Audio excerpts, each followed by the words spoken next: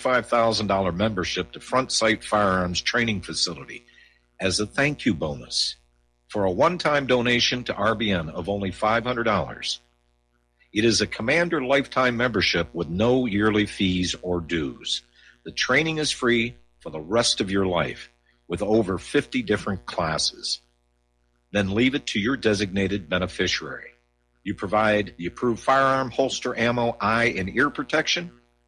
Many features and bonuses are included, more than you would ever expect or believe.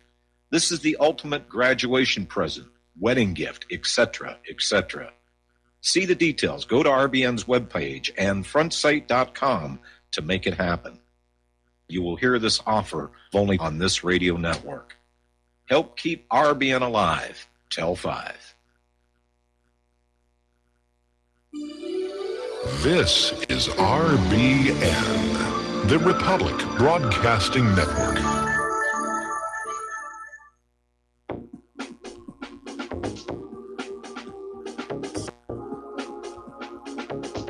What Really Happened with your host, Mike Rivero. The history the government hopes you never learn. Here is your host, Michael Rivero. And aloha, America. Welcome to our show today. It is Tuesday, October 30th, 2018, next to the last day of the month. Tomorrow, of course, being Halloween. And we have got a lot of stuff to talk about today. The phone lines are open, 800-313-9443. Mike is in our control room, ready to answer the phone, put you on the air with your comments and questions. Before we get into it, though, a little bit of a caveat. Right now, we are under very heavy rain. The lower parts of the island are under a flash flood warning, which means flooding is happening, and there are intermittent thunderstorms. So hopefully we'll get through the show without an interruption, but we've had these problems in the past when the weather is really bad that we'll lose our power or our internet. So just stick with us, and we'll try and get through the whole program uninterrupted here. One of these days when I win the lottery, I'm going to have my own generators and satellite dish, and we won't have to deal with this stuff anymore. All right, so let's get into it. Obviously, the midterm elections are now just 1 week away, and there's a lot of battling going on back and forth. It's getting a lot of news coverage. In fact, it's so much that it's actually driving other stories like the synagogue shooting off the feed here. So, in fact, right now, Fox News is covering the Florida gubernatorial candidate, Ron DeSantis. So, James Kunstler came on out saying that these midterms are going to be pivotal. They could actually mark a shift from a total culture war to all-out civil war. And he's responding, of course, to the growing violence that we are seeing just all over our country, whether it was the synagogue, Mandalay Bay, the phony bomb prop mailings, and it just seems like the entire country is primed to explode into rage. And yes, we're under a great deal of pressure as a population, mostly economic. A lot of the violence, of course, is being encouraged by people like Maxine Waters and Eric Holder, and Loretta Lynch even came on out and said, yes, get in their face. Could also be that so many people are on these prescription antidepressants, which do tend to trigger violence. And by the way, it's actually now in the product warnings on those little tiny fonts that they use to print those things. Over in New Jersey, apparently Republican Bob Hugin is going down into the dirt against incumbent Democratic Senator Bob Menendez. He is bringing up that underage prostitution allegations against Menendez. Now, Menendez never faced any prosecution for that because this all supposedly happened in another country outside the U.S. jurisdiction. But it's still kind of a tacky situation. But that's out there. Now, the other day we were talking about how in the early voting in 25 states, Republicans were turning out a lot more than Democrats, and it turns out that's also happening with the mail-in ballots. Far more are coming in from Republicans than Democrats. It's starting to look like the Democratic voters just got disgusted and quit. Apparently, There's the walkaway movement. People are leaving the Democratic Party. There's what's called the Blexit, where apparently the black population, which are traditional Democratic supporters, they're kind of moving away from that. I guess one too many promises not kept here. So again, the wild cards are the election fraud, which is massive, and both sides are already accusing each other of engaging in it. And of course, the illegal immigrant vote. Okay, apparently down in Florida, in South Daytona, the Volusia County Republican headquarters were shot up over the weekend. At least 5 gunshots fired in, broke the windows out front. The media says, oh, it's vandalism. It's vandalism. It's got nothing to do with the Democrats or violence or anything like that. It's just vandalism here. All right, we have a caller on the line, Layla in Ontario. Aloha, Layla. Welcome to the show. What's on your mind?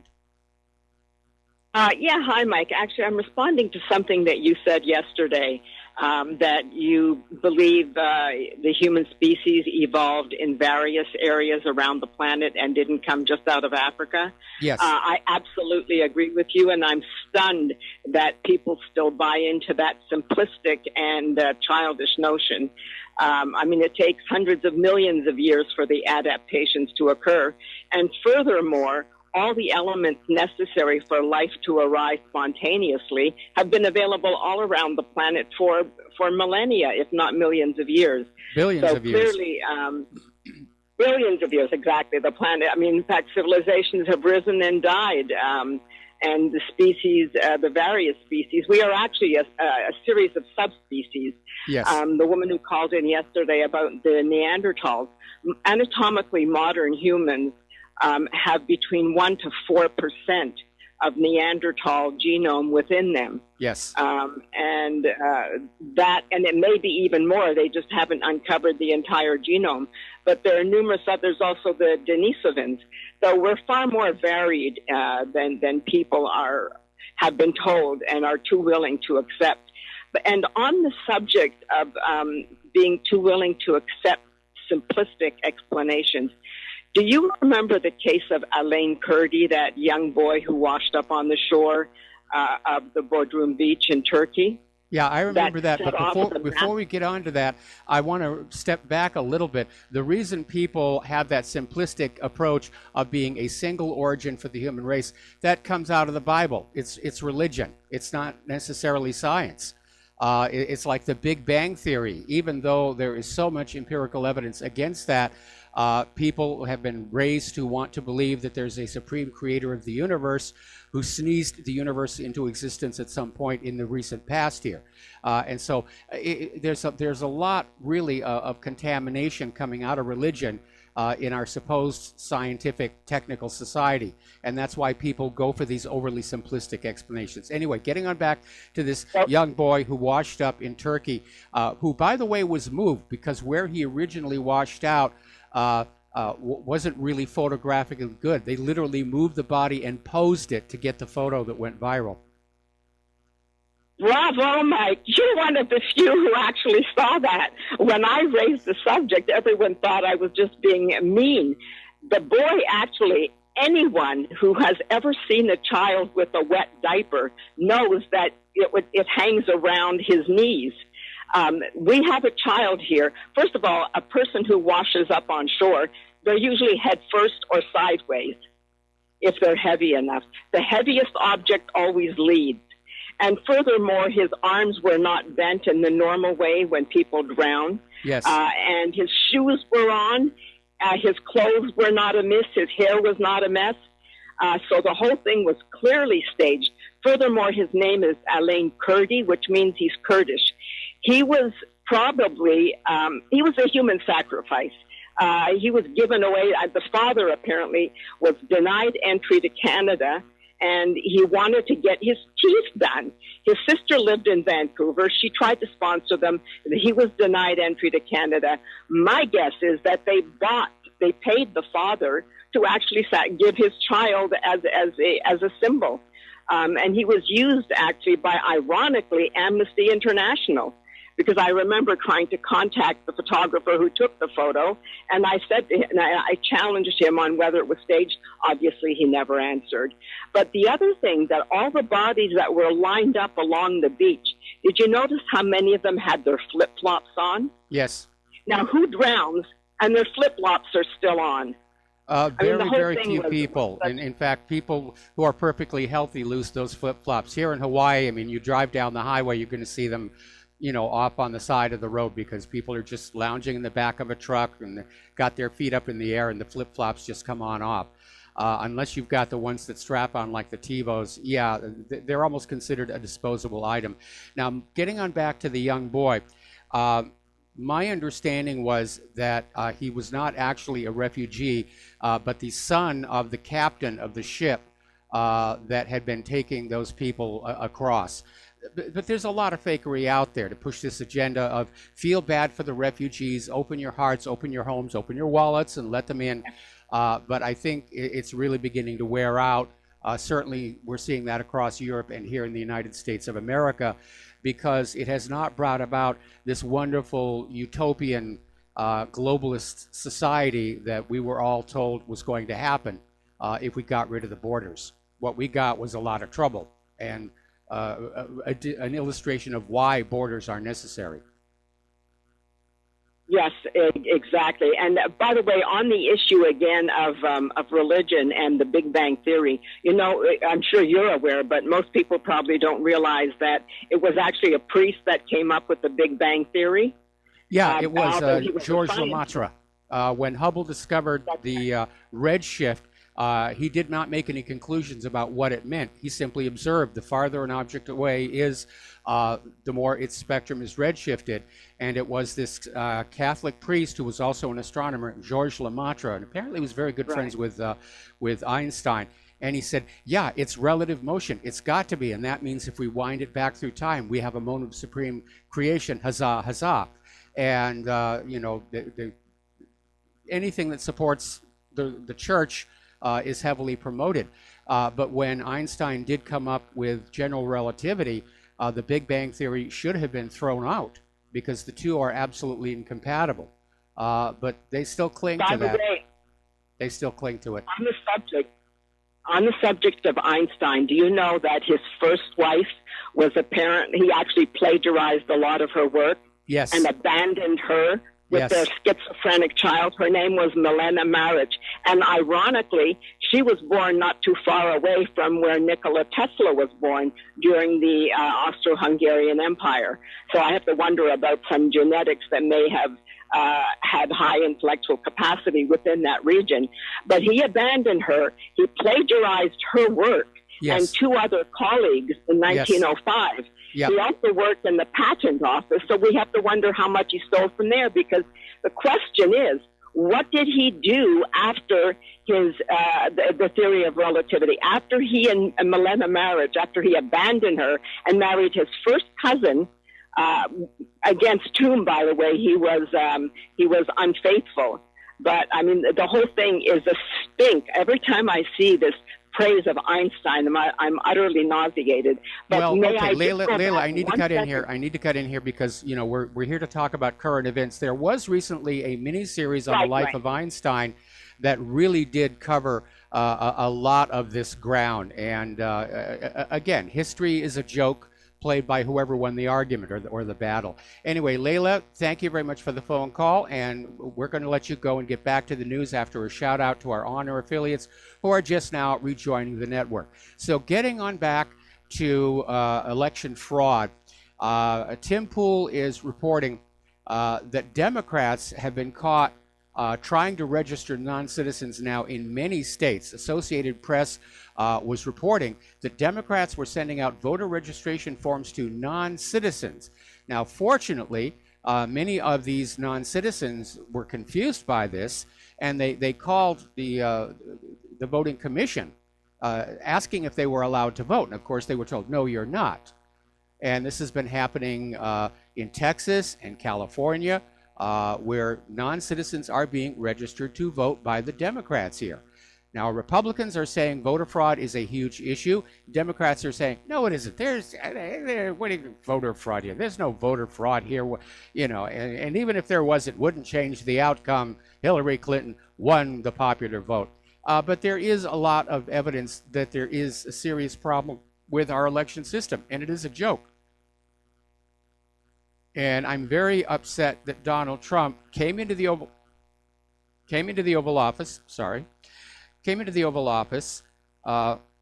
vowing to fix the system. And he set up this Election Integrity Commission, which was trying to get the cooperation of the state election commissions and hitting a lot of brick walls. And at that point, Trump should have put on those presidential brass knuckles and told those state commissions, you will get no more federal funding until you start cooperating with the Election Integrity Commission. But instead, Trump shut the commission down, gave it all to the Department of Homeland Security, who, as far as I can tell, has done absolutely nothing other than to try and look at the electronic voting machines and make sure they can't be hacked. And that's about it. Okay, apparently we're having some technical difficulties, and we're not going to be able to take calls for a while. So probably in the next hour, the phone systems will be working again. And this gets, of course, back to John Stadtmiller's solicitation for donations. Republic Broadcasting needs new equipment. This stuff does wear out, and this is the result. We're not able to take calls. So let's get some news in here. Interesting little article that came on out of Journal Neo talking about Nikki Haley, where she basically resigned as United States ambassador to the UN at the peak of her fame, if you will, if not popularity. And CNN is saying Haley is jumping ship just in the nick of time. Now, here is the situation. There are rumors starting to float around that she is considering a run for the White House in 2020, which, of course, would make her an instant enemy of Hillary Clinton. Okay, you remember the witness against Kavanaugh, Ford? And everybody said she has nothing to gain by coming forward. Believe the woman. Believe the woman. She's got nothing to gain. Well, that's not exactly true, because she had a crowdfunding site, and it looks like she's going to take home at least $1 million, and it looks like she's going to get a book deal as well. Now, interestingly enough, in the world of the women must always be believed, there is a report coming on out from the Gateway Pundit that a woman has come forward accusing former FBI Director Robert Mueller of rape, and it happened back in 2010. The woman is apparently a professional, and there is corroboration. And of course, Mueller's defenders are already out there trashing the accuser. Oh my goodness, she's a. They don't even know who she is yet, and she's a slut. She's an opportunist, and Mueller himself was on TV, and he made an interesting quote saying, "These women are being paid to smear me." Now, in the original Gateway Pundit report, it was only one accuser, so Mueller just kind of blew the cover off the fact that there may be more than one accuser. So Mueller is now going to feel what Kavanaugh had to go through. And it's amazing to see all these liberals who are out there saying, oh, always believe the women, always believe the women. And now it's Robert Mueller. Oh, no. We demand proof. We demand absolute proof. Okay, today they started the funerals for the victims of the synagogue shooting, and I don't want to hear anybody out there saying, show me the bodies, because it's a pointless distraction. And Donald Trump is down there in Pittsburgh. And there's an interesting little article. They're trying to make a big deal out of the fact that even though this shooter was out there saying all Jews must die, that when he was taken to the hospital to be treated for his injuries, that he was treated by Jewish doctors. So this article was literally Fox News. and this is a direct quote from the Fox News articles. Another nurse whose father is a rabbi came in from a mass casualty drill and took care of this gentleman. So we now know there was a mass casualty drill taking place at the same time as the shooting, which is a pattern we have seen many times before. Now, Mike Pence, well-intentioned, wanted to offer a prayer for the victims, and he basically asked a messianic rabbi to give, the prayer. Well, for those of you who don't understand, there is a section of Jews who do believe Jesus was the rabbi. And so this messianic rabbi invoked Jesus the Messiah in his speech, and it just backfired on Mike Pence. We got to take a break for commercials. We'll be right back.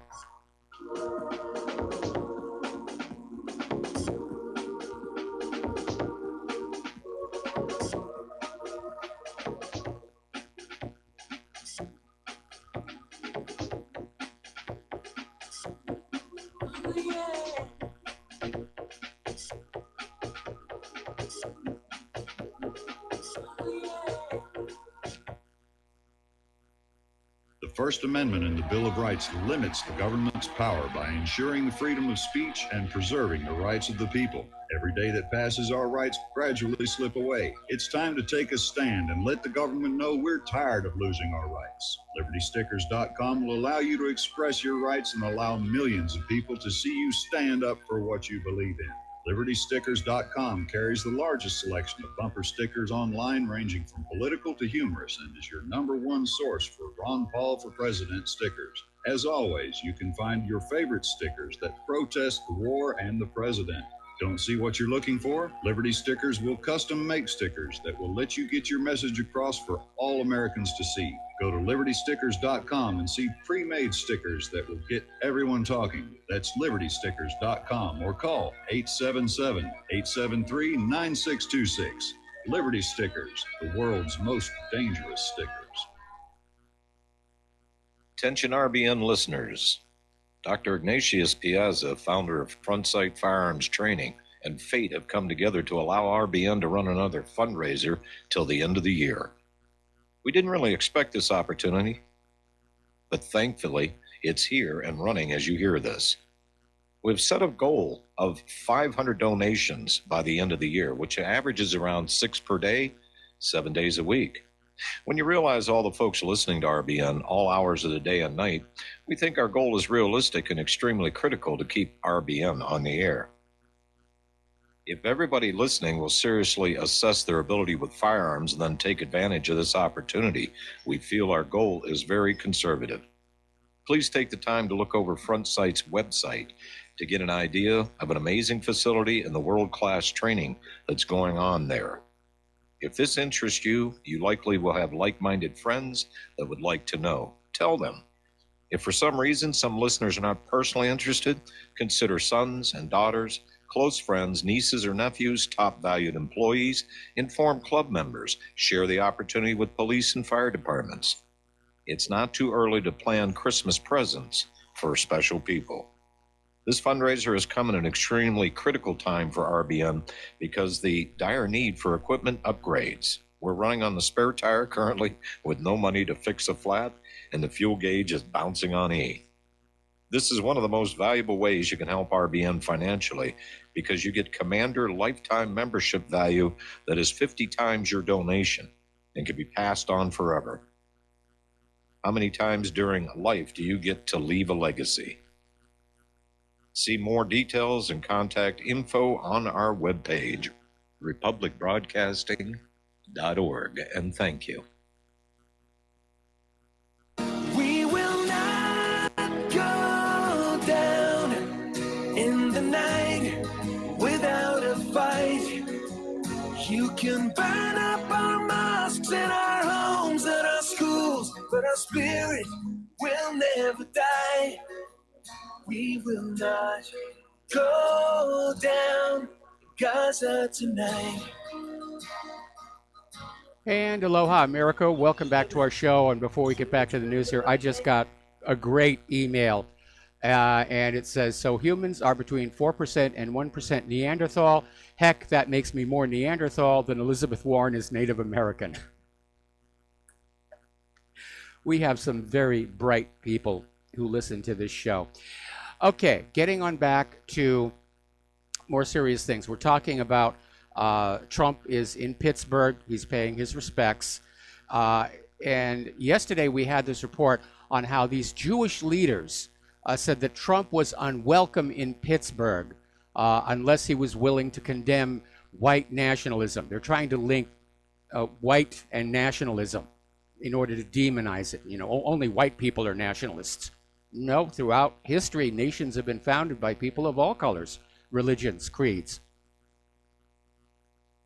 So they're pushing the globalist agenda. And as it turns out, these self-proclaimed Jewish leaders from an organization called Bend the Arc, it's a PAC founded by George Soros' son, Alex, who currently serves as the board chair. So that's why they're pushing that globalist agenda here.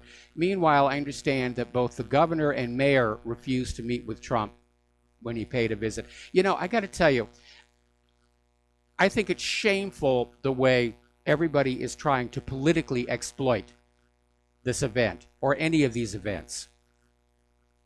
And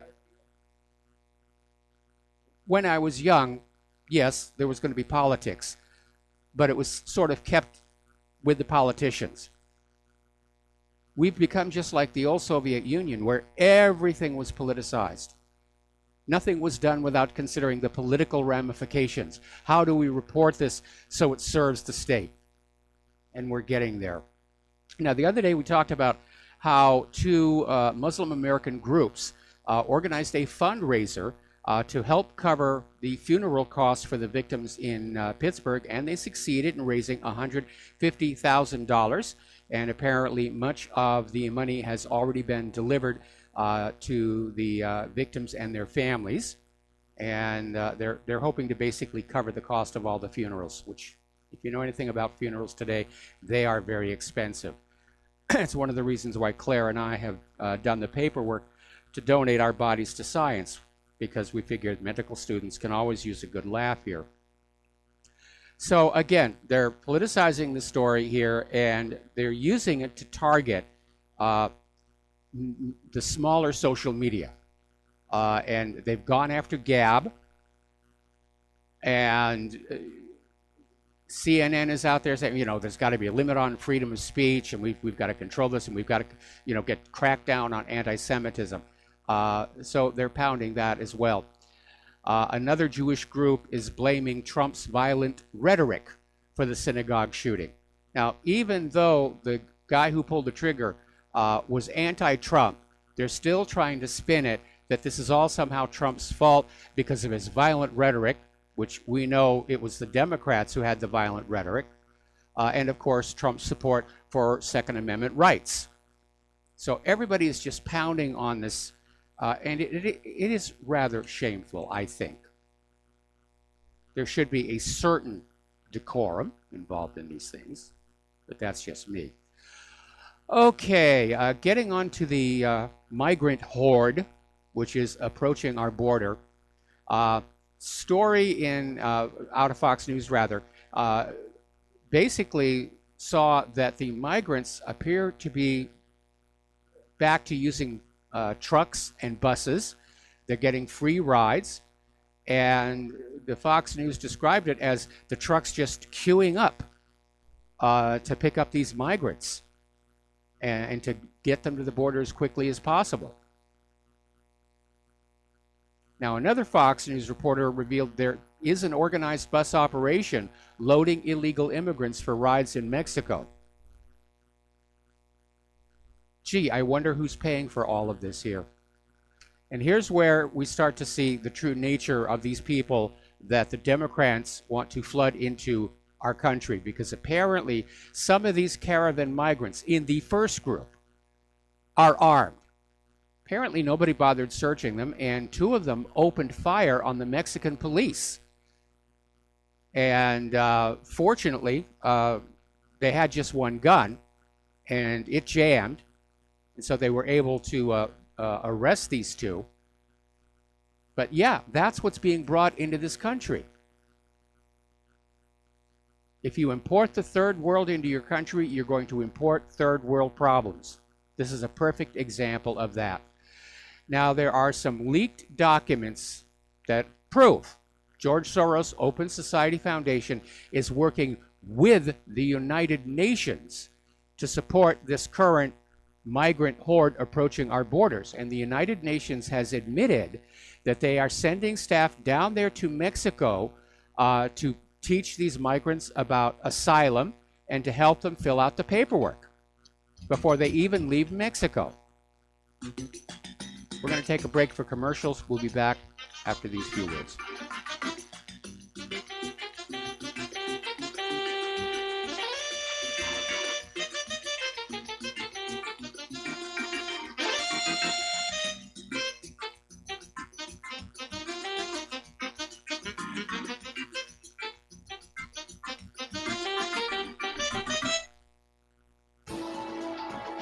You are tuned in to the Republic Broadcasting Network. Visit our website by going to republicbroadcasting.org.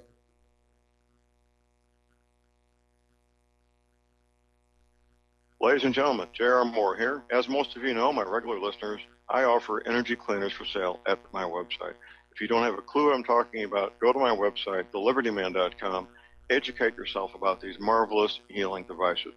We focus on pain mitigation and getting a great night's sleep. Arthritis pain, joint pain, back pain, doesn't matter. Keep in mind, I offer from me to you personally a 30-day money-back guarantee. That's what I do. Energy cleaners, $285, shipping included to American zip codes. You can educate yourself all about the energy cleaner right there at my website, the patent application, the wonderful testimonials. Be sure and check out the factory-made fitted mattress pads to go with the energy cleaner. Now, I offer from me to you personally a 30-day money-back guarantee. That's what I do. I have a toll-free order line, or you can order it right at my website at thelibertyman.com. That toll-free order line is 800-592-9543. I say again, 800-592-9543. Thank you. Tired of being lied to by mass media? It's growing more and more apparent today that news is received less and less through standard media outlets. Even with a growing audience every day, RBN is beginning to direct more efforts into social media. Social media and the use of the internet is fast becoming the primary source of people for news, regardless of demographic. RBN has set out to provide some of the best news on the internet through republicbroadcasting.org, and also has begun to use the tools to our advantage by way of social media. Republic Broadcasting is now operating a Facebook page to function as yet another avenue to have our collective voice reach new audiences across not only America, but across the globe as well. The Facebook page features not only news, but also an RBN player to listen to our broadcast. Get involved by visiting facebook.com/Republic Broadcasting and liking our page and share it with your friends and family, because you can handle the truth. Without the right accessories, any guy can be off the mark. Whether you've invested thousands in your arsenal or you own a single trusted firearm, a visit to AROutfitting.com is in order. It's one of the finest online selections of tactical optics and AR parts and add-ons, like EOTech, quick target acquisition with no peripheral loss. Browse the full range of Nikon scopes and binoculars. AROutfitting.com can illuminate your world with Streamlight gun-mounted lights from keychain to large handhelds up to 1,100 lumens. Find some stability with Battenfield tactical bipods. AROutfitting.com has CMMG gun parts, barrels, assemblies, handguards, part kits, and more. Plus mag-full clips and magazines. I know I've got you excited, so take a breath. Head to AROutfitting.com. The site's super easy to navigate and features a ton of technical info, including links to manuals. We also welcome vendor and manufacturer inquiries. Remember, if you don't see it, we can get it at AROutfitting.com.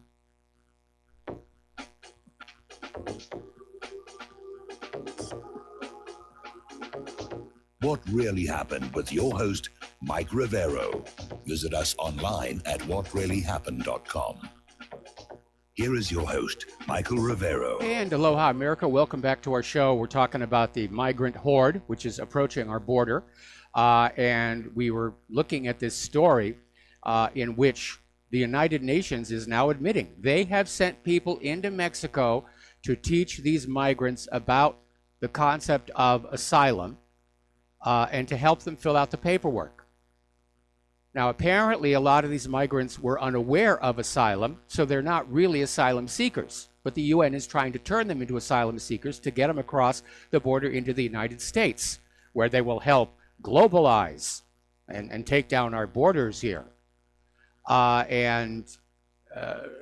Claire was wondering if this might give Donald Trump a reason to pull out of the United Nations, and I said Israel would never allow that to happen because then they would lose their veto in the Security Council.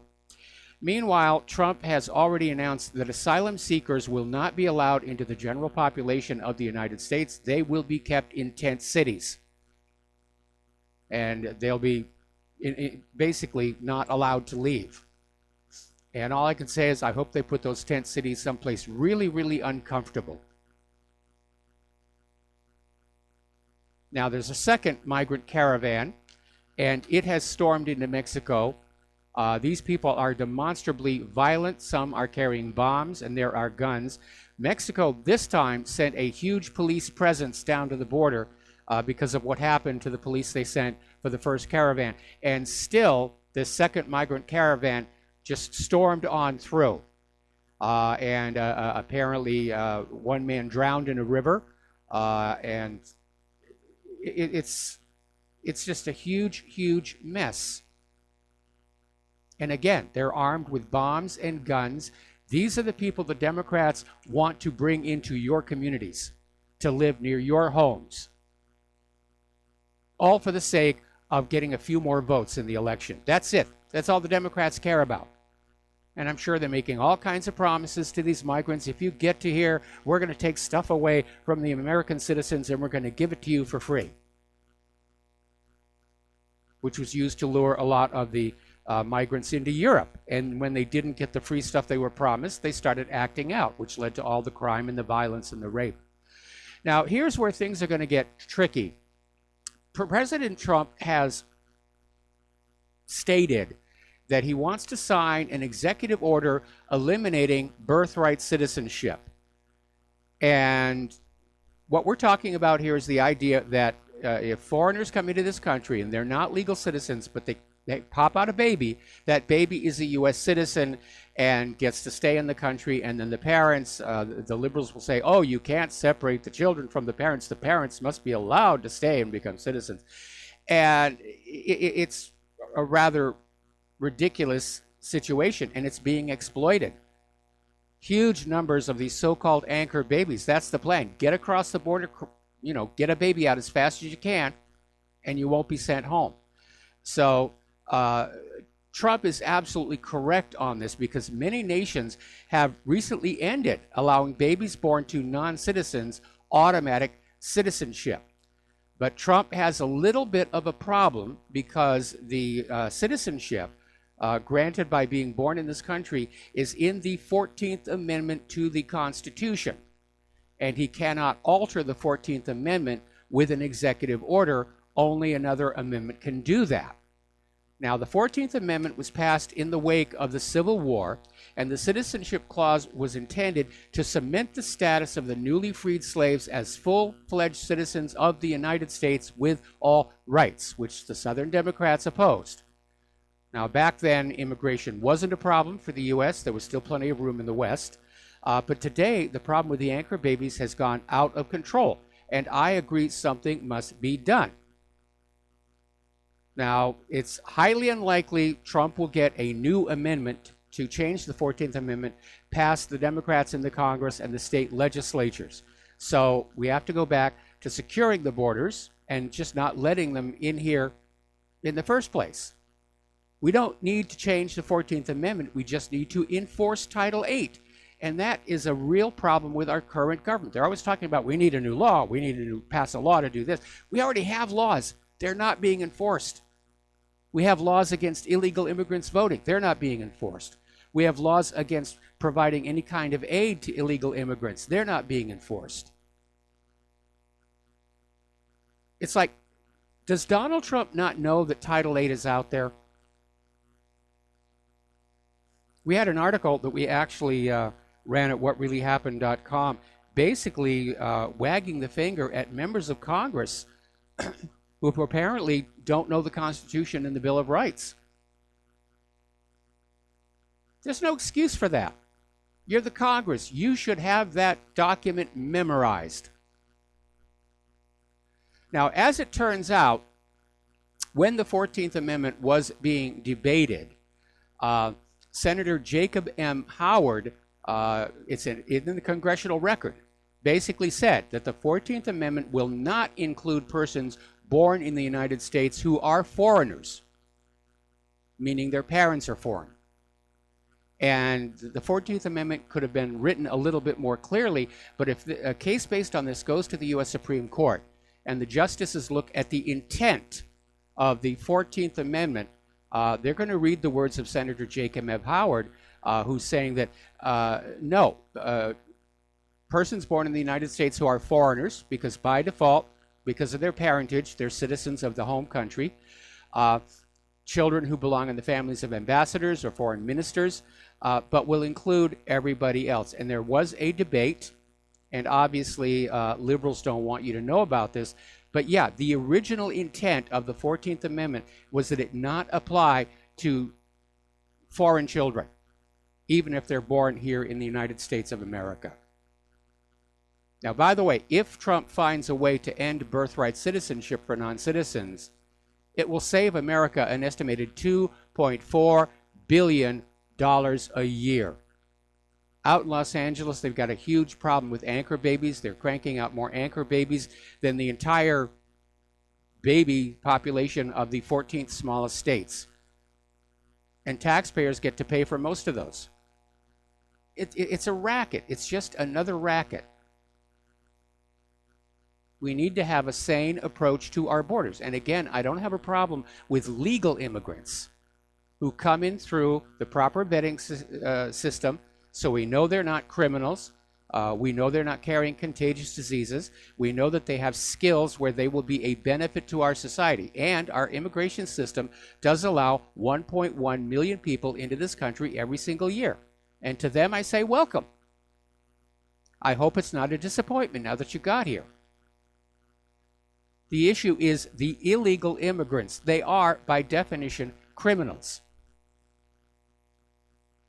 And they're being allowed here without any control whatsoever.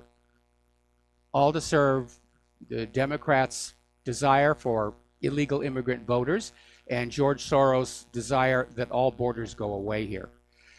Now, Kyrsten Sinema got caught on a Project Veritas video, basically admitting she wants amnesty for all 22 million illegal aliens in America. And by the way, that's a number you should think about. 22 million illegal aliens.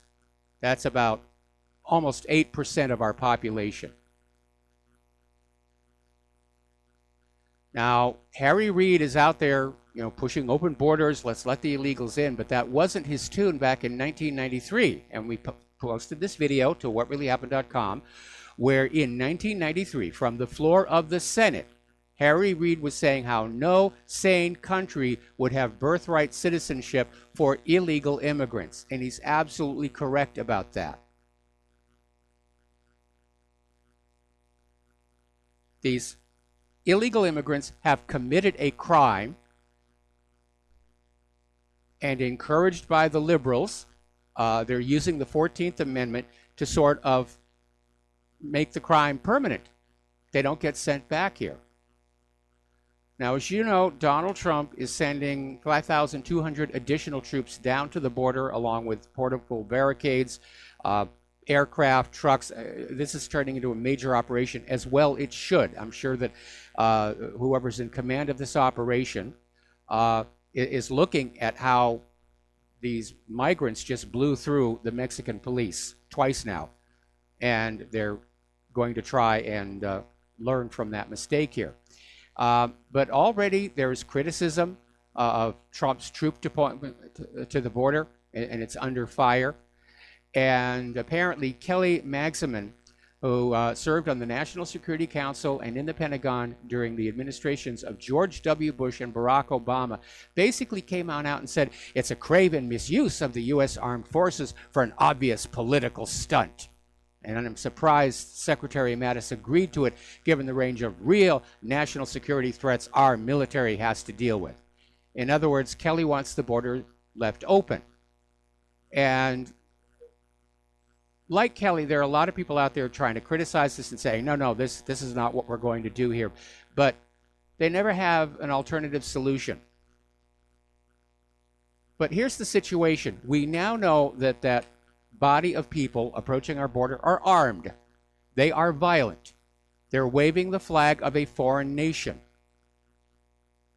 It is an attempt to invade our country by force. And it's perfectly appropriate for Trump to send the military down there.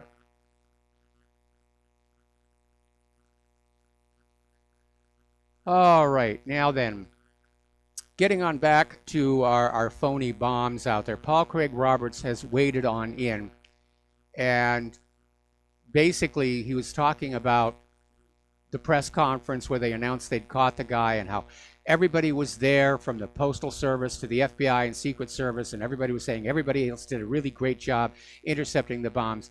And he said it seemed to him to be overdone, especially in view of the FBI's now admission that they could not say the bombs were functional. I guess Christopher Wray has backed off trying to sell us on the idea that those bombs would work. So why would a bomber send non-functional bombs? It's a PR stunt. Paul Craig Roberts is on the same page. It was a desperate attempt by the Democrats to shift the dialogue on who is violent and who's the victim. And it didn't work. When I took my wife to church on Sunday, I talked to some of the people after it was all over. Everybody knew it was a fake. Nobody there believed that official story. Okay, so they're trying to up the story, saying now that Cesar Sayoc had a 100-name hit list of people who were going to get phony bombs that couldn't explode. So they're trying to up the wow factor, but it's not working. It's really not working. Now, corporate media is still out there insisting the bombs were real and they were dangerous, and CNN is quivering in their shoes because of the third package that was intercepted in Atlanta. But they're not getting traction with this one. They really aren't. All right, so let's look at the conflict zones, of which there are so many around the world. And there is a story out of the nationalinterest.org saying that staying in Afghanistan is the definition of insanity.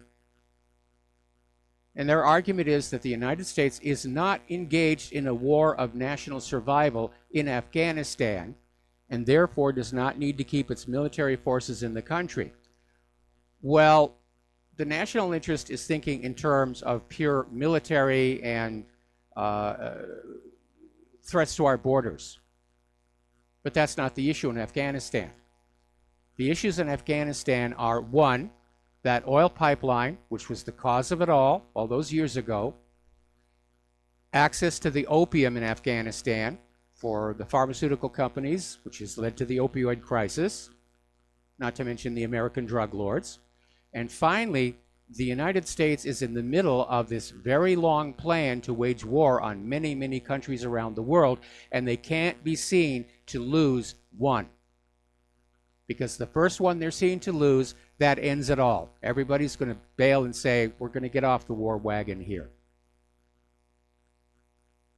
Now, there's another article, and this one came out of Zero Hedge, about why American leaders persist in waging losing wars. Because in point of fact, up in Afghanistan, the Taliban is regaining ground. The Afghan people are siding with the Taliban. They don't like their imposed, internationally accepted government. Back at 2001, the Taliban were all but gone. Now they're in control of the majority of the territory, especially toward the east, the mountain regions. Same thing in Syria. Still dragging on in there, and the U.S. is trying to find a way that they can restart that war, get the American people to say, yes, go back on in and get that gosh darn person, Abbas. More about that in a little bit here. But certainly it's good for the military-industrial complex, and I'm certain that everybody who's involved in all of this warmongering has a lot of those stocks in their stock portfolios, and they're getting rich off of this. But the country is being bled dry. The wealth is being shifted from the American people to the war machine. We're in a wartime economy. And it's good for those who favor war and profit from war, but it's bad for the country as a whole. Now, over the weekend, there was this 4-party summit in Istanbul with representatives from Russia, Turkey, Germany, and France to talk about what they're going to do with Syria. And they issued a communique basically saying that all 4 of these nations are committed to Syria's territorial integrity. In other words, they're sending a message saying they will not accept the idea of breaking off chunks of Syria to give to the Kurds or to Israel. Then they went on to say that they're already making plans to deal with returning refugees, get them basically back to their homes. But one of the things that came on out from this Summit of 4 are these incredible differences between Russia and the West over Syria. Russia wants Syria to be left to be Syria, and the West still wants to take it on over, to control the currency the oil is sold for, to impose a puppet regime, and basically just start leeching the country of its resources. And by the way, did you notice that Summit of 4 in Istanbul? The United States was not invited to attend. All right, we're going to take another break here for commercials, and we'll be back after these few words.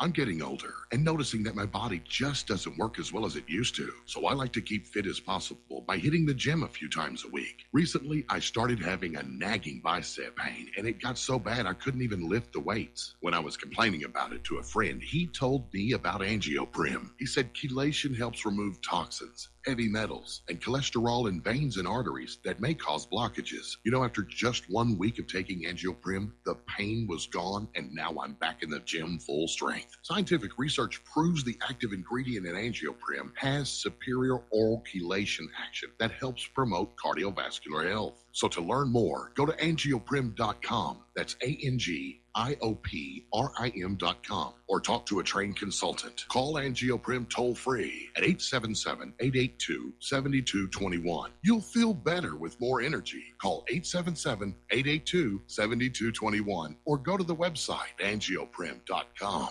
Corporate media dominates the American opinion. Finding independent voices that counter this avalanche is becoming increasingly difficult. With the endless corruption running rampant throughout our government, independent voices are needed more than ever to battle the offensive against our freedoms and liberties. As a listener of RBN, no one understands this concept better than you.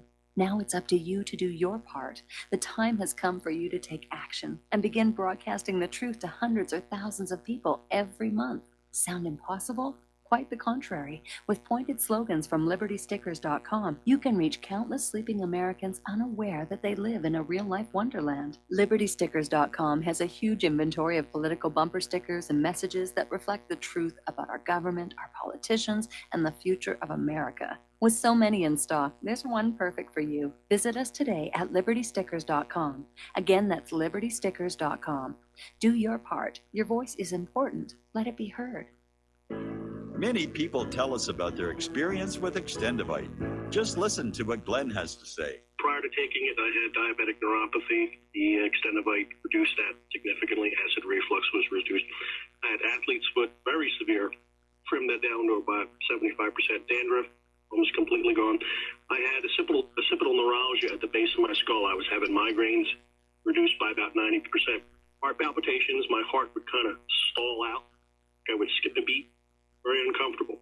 And when walking from downstairs going to sleep, by the time I got to the bedroom, which is just one flight of stairs, my heart was pounding, coming out of my chest. My vision was blurry. This completely solved that problem. Great product. Thanks. Tell us your story. Get Extendivite today. Call 1-877-928-8822 or visit heartdrop.com. Extend your life with Extendivite. When all this twisted steel was swept away, did these remaining holes reveal what's really happened? And aloha, America. Welcome back to our show here. And just to show you how messed up this war in Syria is, we're literally in a situation where NATO is kind of at war with itself, because you have the Turkish army is attacking these U.S.-backed forces in northeastern Syria. And both Turkey and the United States are members of NATO. So NATO is basically at war with NATO. It's a really messed up situation.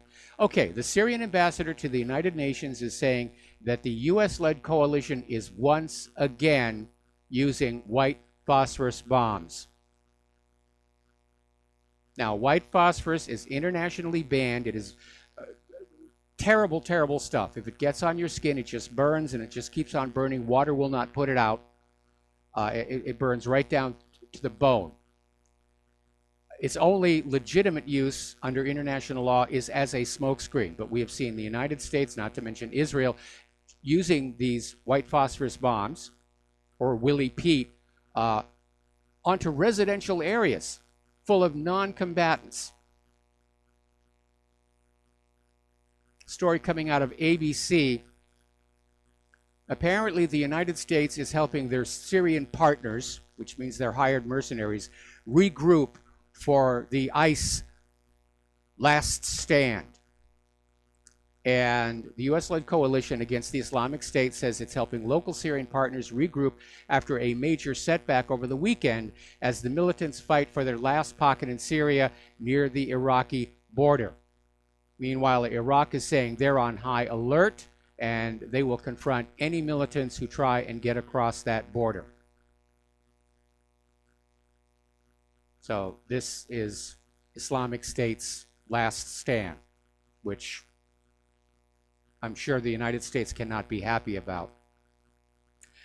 Now, over the last week or so, there have been corporate media reports that Israel is still carrying out airstrikes in Syria, and that they are openly defiant of Syria's new S-300 missile defense systems. But it's now coming on out from Syria itself that they don't think it's really happening. They haven't found any damage. Nothing's blown up. Nothing's showing on the radar. And they think it's psychological warfare by Israel to try and convince Syria that their planes are, in fact, invisible to the S-300, and they just wasted all their money. That's what you get for buying Russian. Should have bought American. And Moscow, through the Russian Defense Ministry, is now reporting that members of the Al-Qaeda-affiliated White Helmets are in Aleppo staging a new false flag chemical weapons attack to blame on the Bashar Assad government. And apparently the Russian military is saying the White Helmets have already begun filming involving foreigners. They're going to have foreigners this time. All right, we're going to take a break for station identification. We'll be right back.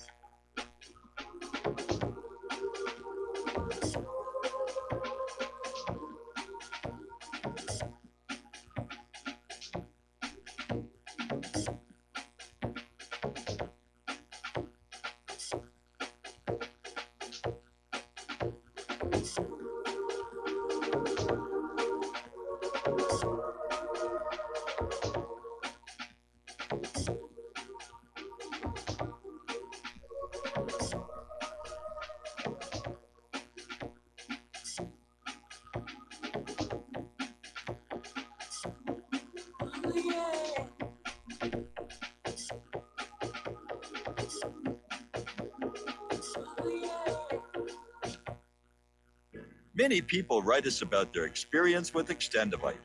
Allow me to read a few from Amazon.com. Dr. Sam Serino reviewed the Extendivite product. Good ingredients, feeling much better since taking product. It seems that the tablets work well. Once again, thank you for your product. My acid reflux has really improved thanks to the Extendivite. Together with my thumb joints, the pain is gone and I'm able to grip things much better.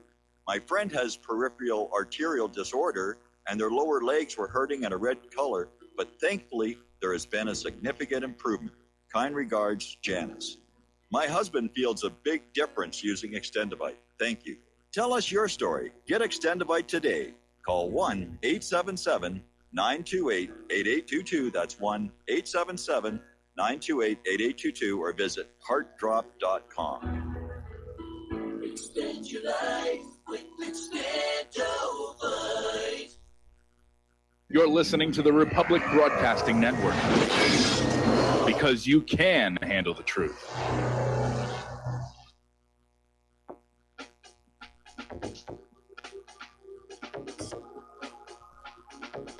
What really happened with your host, Mike Rivero, because World War III is a really bad idea.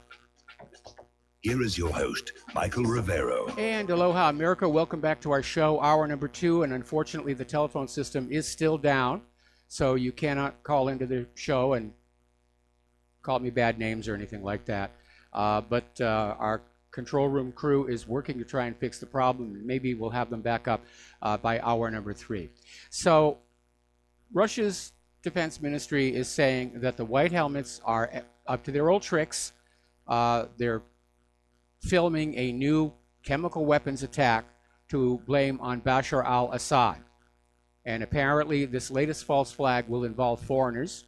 The Russians are not saying what foreigners, but they'll be picked to maximize the impact. It'll be people who are from the countries in the coalition, possibly even Americans.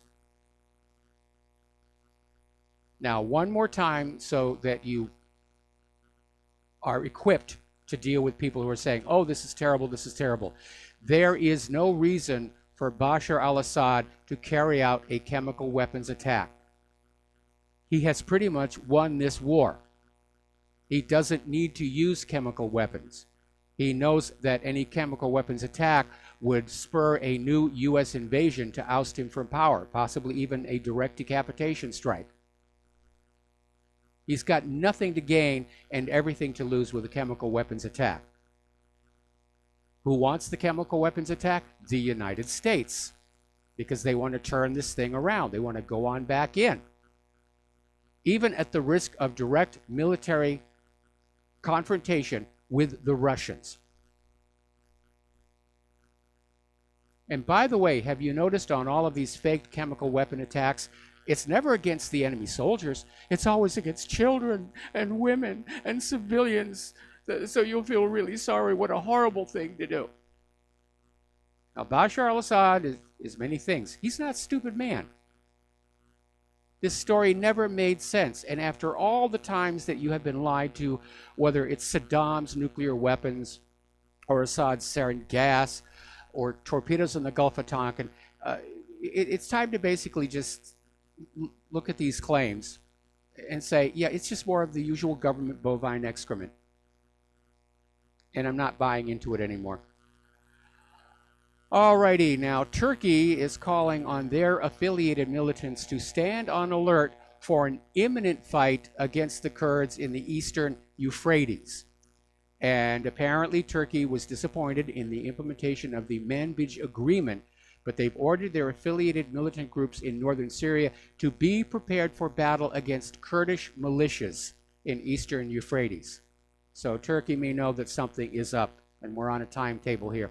I would expect that probably this false flag chemical attack, I mean, it's already in production, they're already filming it, but it will be basically presented, released, if you will, the day after the midterm elections.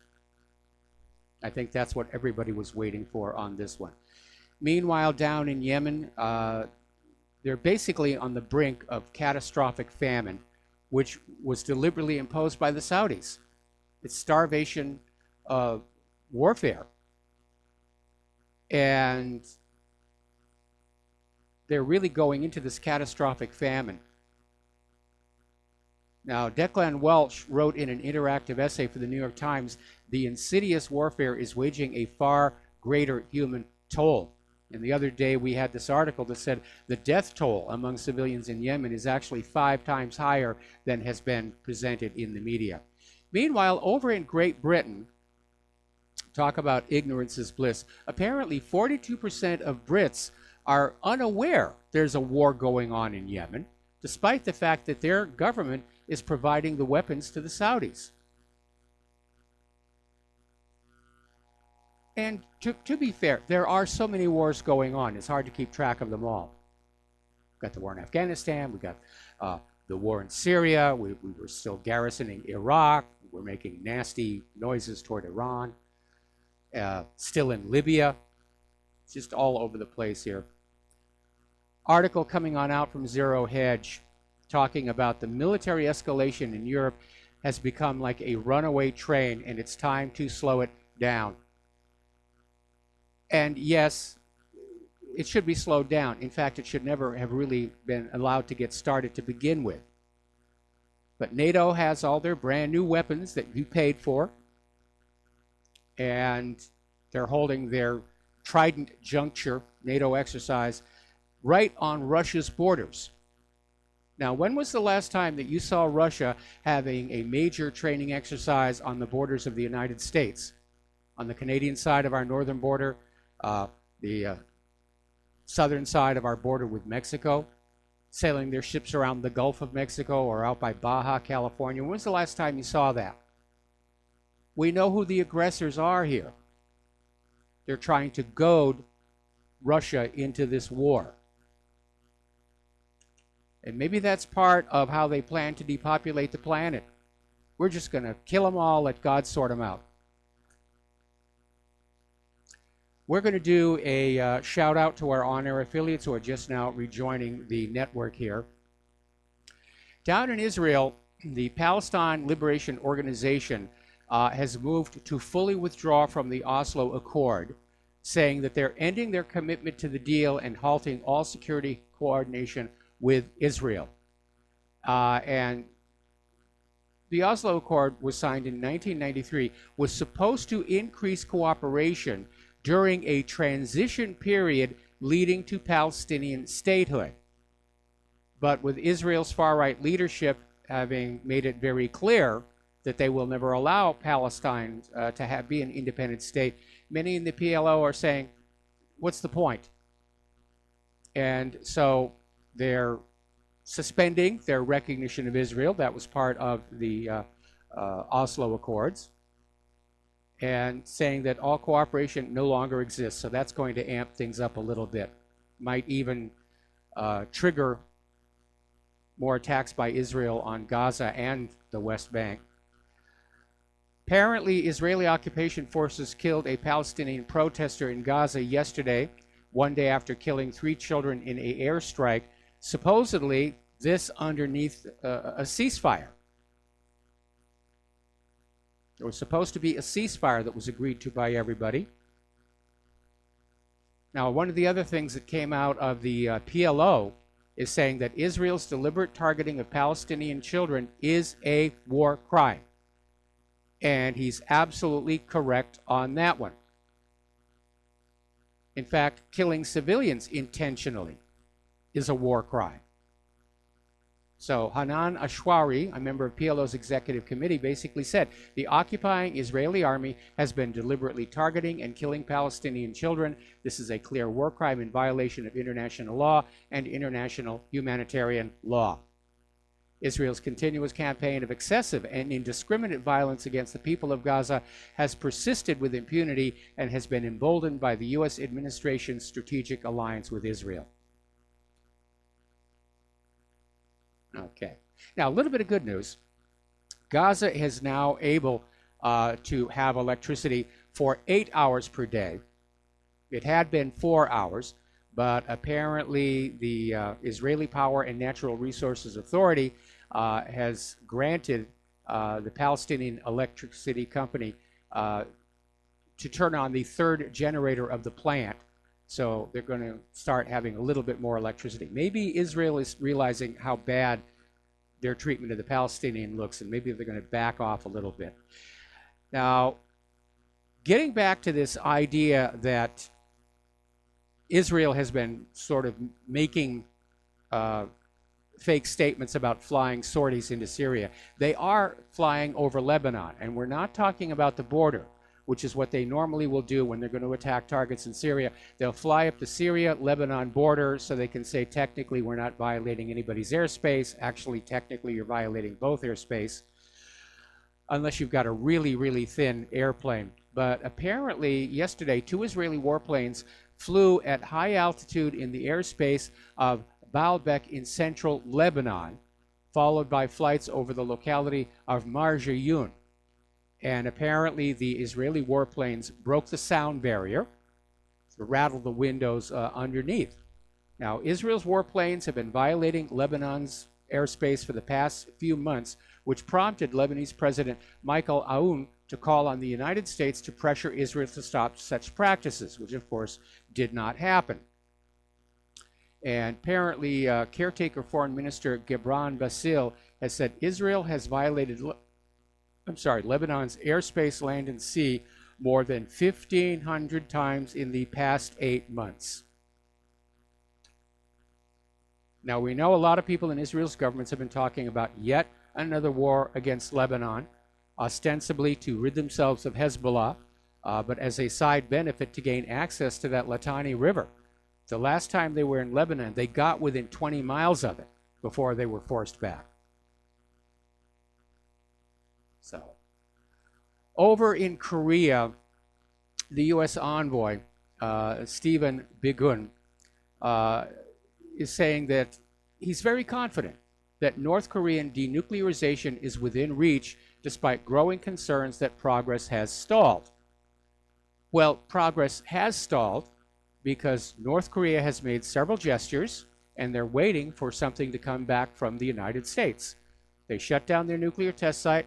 They dismantled that rocket testing stand. They returned the remains of U.S. soldiers who were killed at the start of the Korean War. North and South Korea are clearly making moves toward reunification. In terms of the logistics and technicalities, the Korean War is now over. They're disarming the DMZ. They're starting to dig up the mines. The artillery's been put in storage. And it's pretty much it. But Kim Jong-un is now waiting for the United States to do something to indicate they want to move forward with the process. But the U.S. is still sending those airplanes to threaten North Korea, the naval exercises off the coast. The U.S. is sticking with that attitude. You give us everything that we want first, and then we'll talk. What North Korea and South Korea both want from the United States right now is a formal declaration that the Korean War is over. And all that takes is a signature by Trump. But he's not doing it here. Meanwhile, the Strategic Command of the U.S. Armed Forces has announced the beginning of its annual military exercises for the Strategic Nuclear Forces. It's called Global Thunder 2019. And the war games are being conducted to curb, locate, and, if necessary, avert strategic attacks on the U.S. and its allies. And they're going to be focusing on what's called the nuclear triad, which are the bombers that are in the air, the submarine-launched ballistic missile systems, and, of course, the missiles that are in silos here on the continental United States of America. But again, in all the history of nuclear warfare, there's only ever been one country that has actually used nuclear weapons of mass destruction on the civilians of another country, and that is, of course, the United States of America. Now, getting on back to Trump's Space Command, Russia is developing 21st century pulse and laser weapons to destroy U.S. satellites. When World War III starts for real, they're going to turn near-Earth orbit into a junkyard, an orbiting minefield that nobody's going to be able to get through. And a lot of people are recalling back to the 1980s when another war hawk president, Reagan, promised the Americans would be able to produce a Star Wars weapons system. And the program was based on the use of lasers. But it really did not work on out all that well. And it was a huge amount of money that was spent, much of it borrowed. In fact, it was during the 12 years of Reagan-Bush that the United States went from being one of the world's largest creditor nations to one of the world's largest debtor nations. And very little of actual use was produced. Now, the reason has to do with the fact that the lasers were supposed to be ground-based for the most part. And, of course, you have the problem getting through the atmosphere. But Russia has apparently made leaps and bounds in the development of space weapons and weapons that can reach space. Their new S-500 can actually reach objects in near-Earth orbit.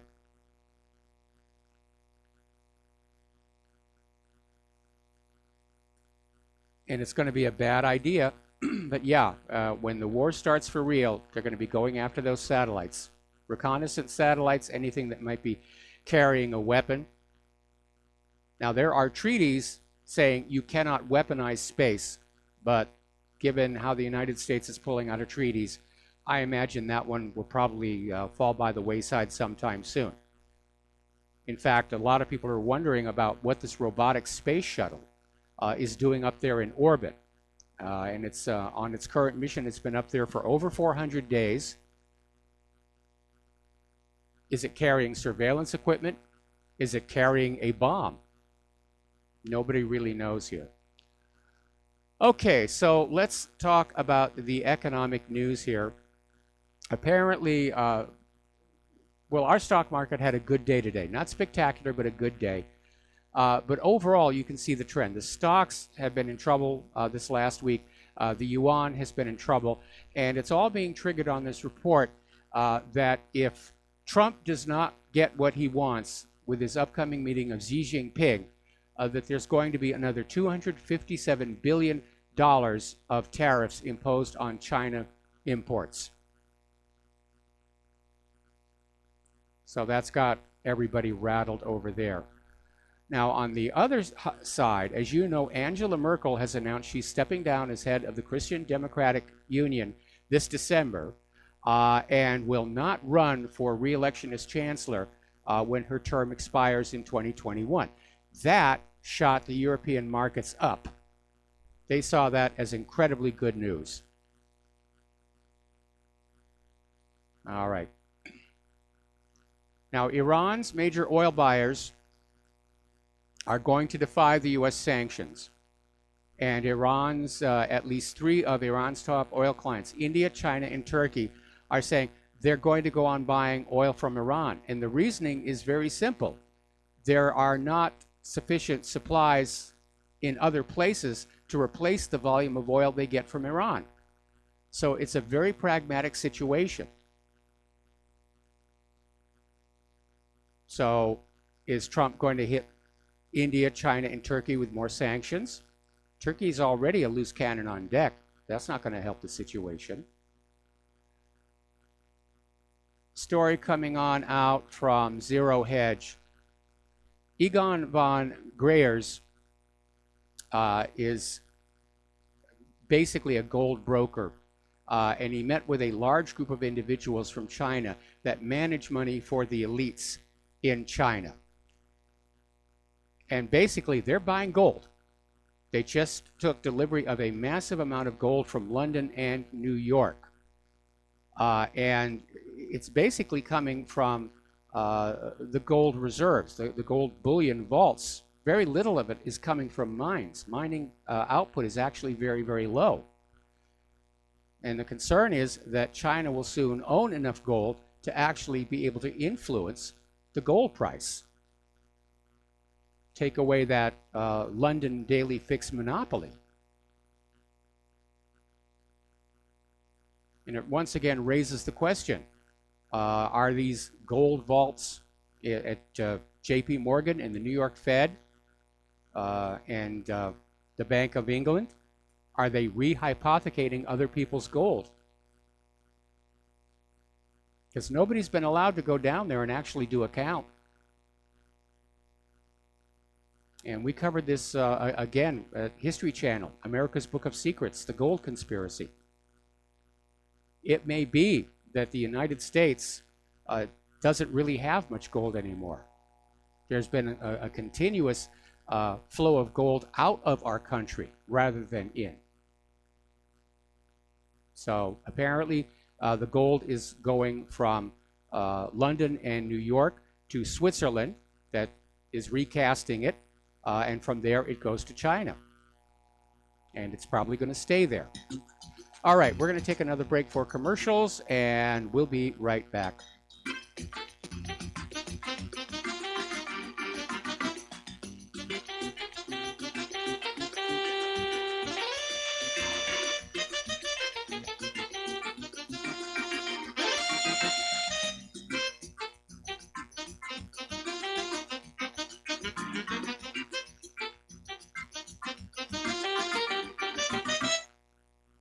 Extendivite is more than just a heart tonic. Most basic diseases are caused by yeast in the gut and metals in the liver, and we all have a bit of both.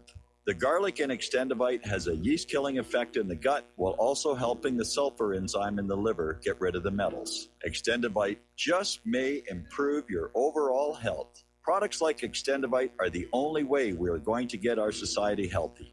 And if you're waiting for the government and pharmaceutical care to solve your health problems, you're going to have a long, disappointing wait, I think. Extendivite is a complete formula for extended life in the new millennium. 80 can be the new 60. Extendivite is available in capsule or liquid form for just $69.95 for a 2-month supply. To get started, call 1-877-928-8822. That's 1-877-928-8822 or visit heartdrop.com. Extend your life with Extendivite. Folks, we're living in a world the likes of which we've never perceived any clearer than we do now.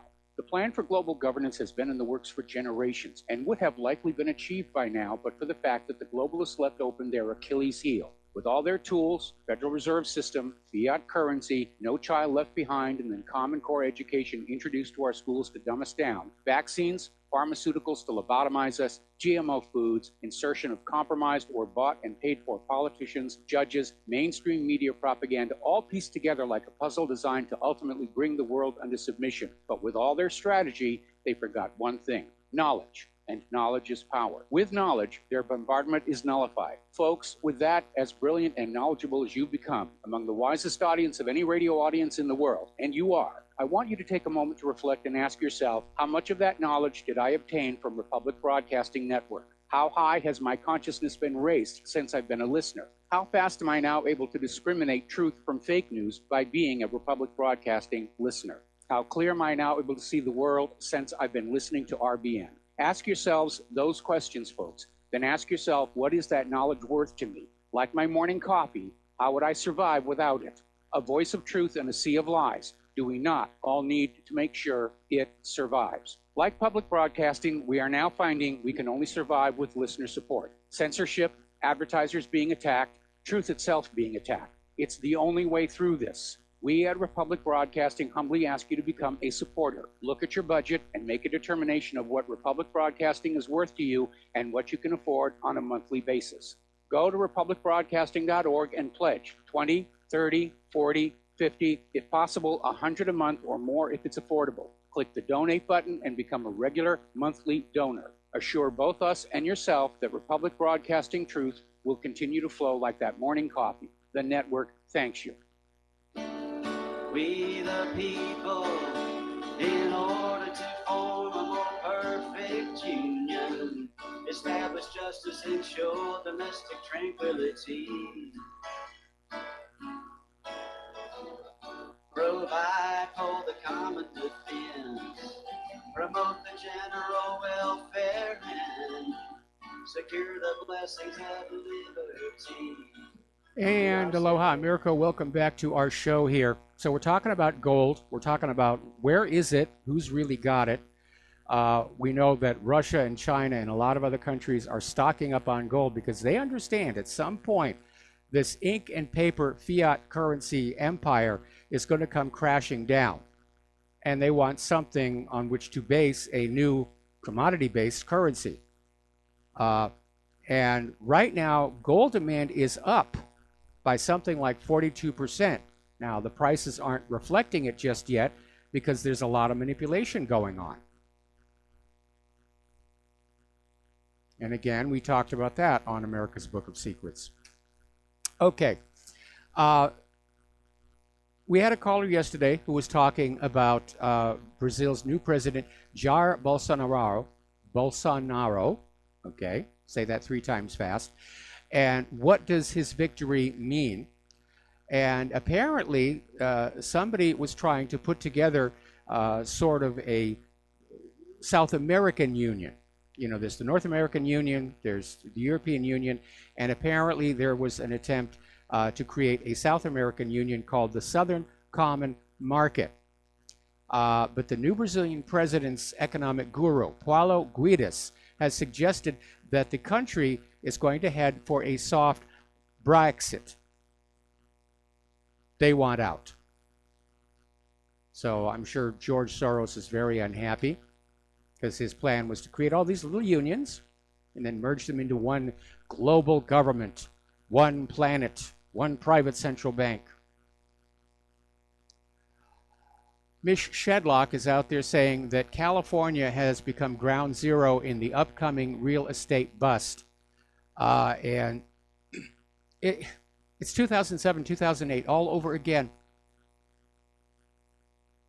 The money junkies did not learn any lessons from that disaster because the pain from that disaster was dropped onto ordinary people through TARP, bailouts. Except for Lehman Brothers, all those people are still in business.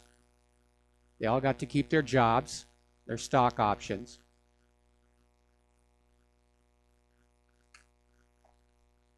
And part of the problem is, of course, that real estate is being sold not as something that you live in and use, but something that is an investment that will always grow in value. And no, it doesn't. There'll be a bubble and it will burst. And right now in California, because people can't afford the sky-high housing prices, prices are starting to come down. And so a lot of people in California are now finding themselves living in homes whose mortgage debt is now more than the house itself is worth. There's no equity in there whatsoever. So we're going to have another one here. Okay, apparently, at the rate we're going right now, the U.S. government will borrow over $1.3 trillion with a T dollars this year. And it's a huge amount of money, even as the government claims that they're enjoying record tax collections, but still they have to borrow over $1.3 trillion in 2018. Where is it all going? Well, obviously much of it is going to the war machine. And a little bit of it goes to Israel. And a lot of it goes to pay the interest on the existing national debt. That's a huge line item. If we had stayed with the system that this country started with a government-issued value-based currency that circulated without accruing interest, this nation would not be in this mess that we're in. A little over 100 years ago was the point where this nation was put on the path to disaster and doom with the creation of the Federal Reserve. Now, for young people who are just now being born, kids are being born this year. By the time they reach retirement age, the United States national debt will be 6 times the size of the economy, of the entire economy. It's unpayable. It's absolutely unpayable. Over in San Francisco, they're dealing with yet another crisis having to do with the economy. people who have lost their homes, lost their condos, can't afford an apartment. They're living in recreational vehicles, some of which are not in the best of repair, and they just find a place to park and they live out of the recreational vehicle, which is at least a little more secure than living out of a tent. But officials in San Francisco are looking at maybe trying to set up some kind of giant parking lot where there'll be electrical hookups, trash cans, portable toilets, and try and get these people taken care of this way. And again, you cannot look at the homeless crisis in this country and say that this is a good economy. It's just wildly out of control. We're going to take another break for commercials, and we'll be right back.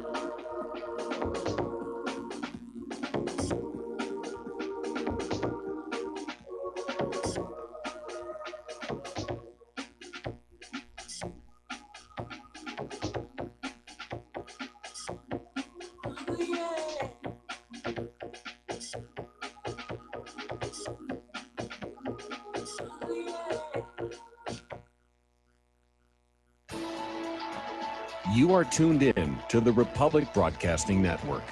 Visit our website by going to republicbroadcasting.org.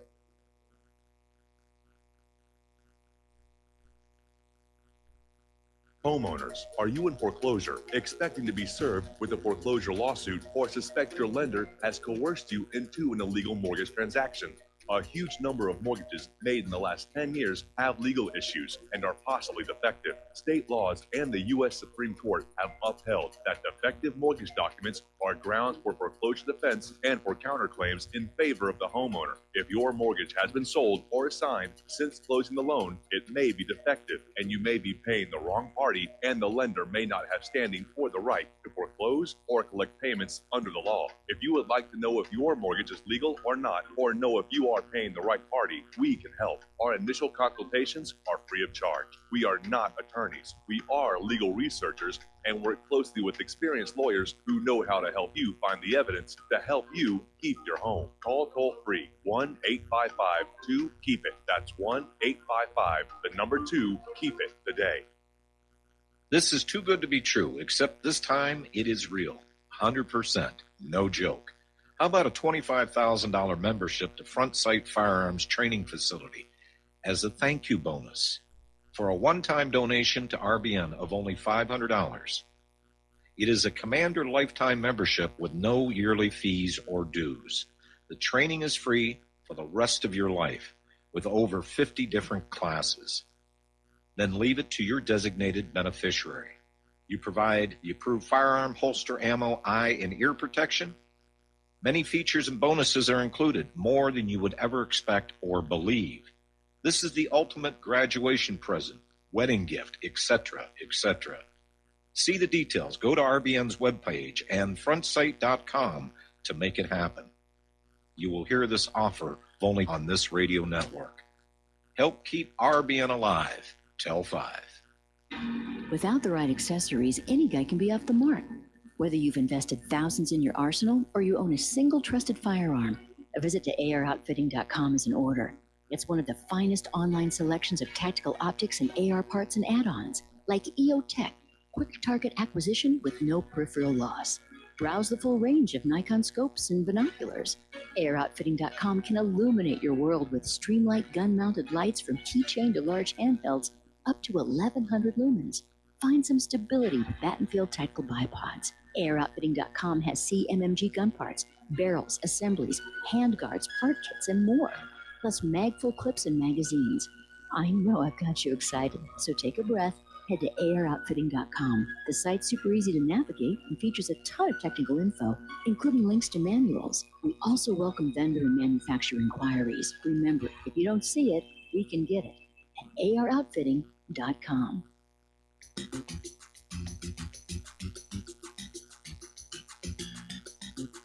Welcome to What Really Happened Radio. Visit us online at whatreallyhappened.com. And now, set your eyes on the future and let's consider what really happened. And aloha, America. Welcome back to our show here, and we're talking about the economic news. And as I was saying before the commercial break, you can't look at all of these tent cities. You can't look at all of these people living out of their cars, even though they have jobs, and say that this is a working economy. You can't. Now, there's a story that was over in governmentslaves.info, which basically says, after you take into consideration the cost of living, which is definitely rising, 62% of jobs in America will not support a middle-class life. The middle class is being erased, and that's intentional because it's always from the middle class that opposition to oligarchy will emerge. And every time a tyrant or a despot comes to reign in a country, they try and get rid of that middle class. Everybody is either the nobility and the elites, or they're the serfs, the serf class. And we're seeing it happen, especially out in California. So, and again, I remember that story about this person, full-time job with Google. And we know Google's got lots of money. Full-time job with Google, had to live in her car. That's apparently the new normal that young people are supposed to accept. Either live in your car or stay in your family's home. Turning to immigration in other parts of the world, apparently there's been another major upset over in Germany. 7 Syrians have been arrested, along with 1 German citizen who I guess went along with them. And they basically were accused of raping an 18-year-old student. And apparently the men had been on the police radar long before the arrest for other alleged wrongdoings, which drew sharp criticism from the public, saying, if you knew these guys were doing this, why didn't you do something about it? So over in the university city of Freiburg in southern Germany, there were 2,000 demonstrators, and apparently the Alternative for Germany party brought around 500 people to protest the crimes committed by refugees and Chancellor Angela Merkel's immigration policy, repeating demands for stricter migrant control following the arrest of the suspects. Now, we have been seeing this all over Europe. Sweden is now the rape capital of the world. Somehow, these migrants got it into their head that rape is okay in Europe and the United States. And as I said before, they were lured to Europe. They're being lured to the United States with all kinds of promises of free stuff. And when they don't get it, they act out. They turn violent. They turn criminal. Okay. Over in Fairfax County, Virginia, this happened earlier this year. Dash cam footage was released that showed police shooting and killing an unarmed man they claimed was responsible for a hit and run. However, the man was actually the victim of a traffic accident, and the video shows that he then became the victim of murder by police. They just shot him. And after sitting on this whole story for almost a year, the police report was finally released, showing that, yes, indeed, the victim was unarmed, the shooting was unjustified. The family of the man is now suing the Park Police for $25 million, which means you, the taxpayers, get to cover that. But the victim, Bijan Geisar, was 25 years old, was shot in the head 4 times. 4 times. Okay, and you're going to love this next one. You are going to love this next one. Remember James Whitey Bulger? Was an organized crime lord, notorious mobster. At the same time, he was a secret FBI informant. And he was killed after being transferred to a federal prison in West Virginia. And he was killed just 1 day after the transfer. I'm not sure the timing is a coincidence. What's really interesting is that a lot of the news coverage on the corporate media is just saying simply that he died. But apparently the officials at the prison do have a suspect who is linked to the mafia and suspect he may have done it. So again, in this story that came out of the Gateway Pundit, they're saying, yes, Bulger was killed in prison by a fellow inmate with mafia ties. And Bulger was reportedly wheeled away from security cameras and beaten with a lock in a sock. Apparently, there was some mutilations as well. Now, the Daily Mail is saying that Whitey Bulger was about to go public on his years as an FBI informant. Now, why is that important? Well, because in order to protect Whitey Bulger, the FBI in Massachusetts allowed 4 innocent men to be sent to prison. And Robert Mueller was up to his neck in that whole situation.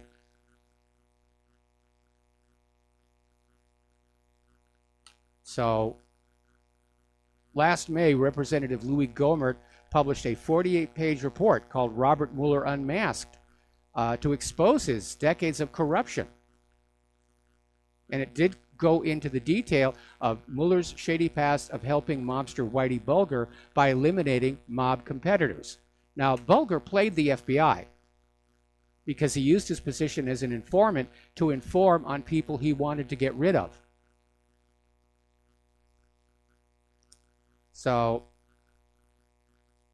apparently, a former parole board member was threatened by 2 FBI agents for considering parole for the 4 men in prison for a crime they did not commit. And, of course, later that same year, Mueller was appointed director of the FBI because it was Robert Mueller, first as an assistant U.S. attorney, then as acting U.S. attorney in Boston, who wrote letters to the parole and pardon boards throughout the 1980s opposing clemency for the 4 men framed by FBI lies. And of course, Mueller was also in that position when Whitey Bulger was helping the FBI cart off his criminal competitors, even as he buried bodies in shallow graves along the Neponset River. So it's an ugly episode. So who ordered the hit on Whitey Bulger? Well, obviously members of the mafia who were harmed by his being an informant. They're not very gentle with informants. Or it could have even been the FBI because somebody decided to move Bulger where this other guy could get at him. And I don't think the mafia has the juice to do that.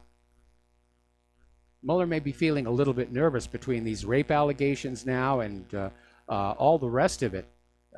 He may be feeling that his facade is starting to come on down. Okay, let's see. Still going on about the migrant caravan here. Tomorrow is Halloween. And hopefully these storms are going to be gone by then, or Claire and I are going to be stuck with an awful lot of candy. But I'm still amazed at how the social justice warriors and they're politicizing Halloween. Halloween, you're supposed to dress up. You dress the way you want to. And everybody's out there saying, you can't do that. You can't do that. You're going to offend people. There are schools that have literally issued lists of acceptable costumes to wear. And it's basically a very short list because anything that could offend anybody anywhere is now banned. And one of the more interesting stories involves the Disney film Moana, which was set here in Polynesia. It's a very popular film. And apparently there are Moana costumes that are for sale that were drawing criticism from the social justice warriors. It's cultural appropriation. It's offensive. It's going to be offensive to the Polynesians. Well, the star of the film, Auli'i Cravalho, basically went public saying this is not cultural appropriation, and I certainly don't think it's racist if they want to dress up as Moana and just have some fun, because that's really what it's all about. Now, Shaun White decided to dress up as a character from the movie Tropic Thunder, back in 2008, and he dressed up as the character of Simple Jack. Now, Simple Jack was the guy who supposedly had been crippled in war, and he had 2 hooks on his hands, and he'd sold a book, and this was the movie from the book, and he was making a lot of money. And of course, halfway through the movie, it turns out he's a fake, that he has his hands, he just wears these things to scam people. So Shaun White wanted to dress up as Simple Jack and immediately got attacked by the Special Olympics. Oh, it's offensive. It's offensive. Okay, how about the fact that I'm planning to dress up as a pirate tomorrow to greet the trick-or-treaters at our house? And I was thinking about, pulling one leg up underneath my cloak and having a wooden peg there. Am I now offensive to the Special Olympics? Let the kids have their fun. And the other one that I'm appalled by are all these municipalities, rented lips, all these municipalities who are issuing orders that trick-or-treaters have to be under a certain age. Don't these city governments have more important things to do, like maybe fixing the potholes in the road? It's like they're tinkering with Halloween because they can't do anything else. They can't get anything else to work. But by golly, we're going to get those trick-or-treaters under control. And by the way, I don't think they realize that by limiting the age of trick-or-treaters, they're literally harming sales from their local grocery stores, who are right now busy selling candy and gummy bears and all the rest of that stuff.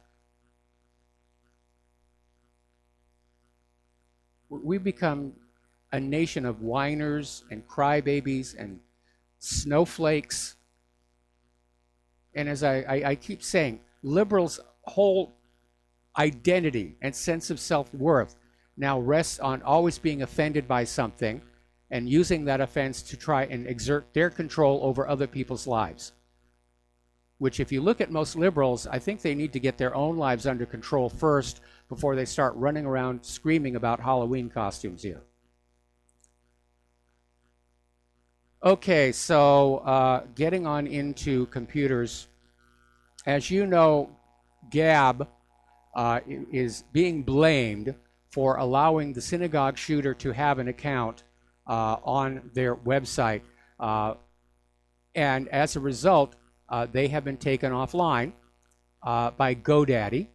They've also been banned by shopping cart service Shopify, PayPal, payment processor Stripe, the web hosting service Joylent, and even blog site Medium have all dropped them.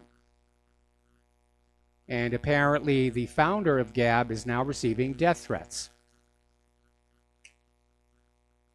Now, the good news is Gab says it expects to be back online by this weekend, could even be earlier. But apparently they have a new hosting provider, somebody who realizes just how silly all of this stuff has been. And they will be back, and I may start spending a little more time there myself. I mean, the shutdown of Gab, the shutdown of InfoWars, proves we do not have freedom of speech in this country. And no, silencing conservatives does not protect democracy. It's one of the more ridiculous things the pro-censorship people have come on out with here.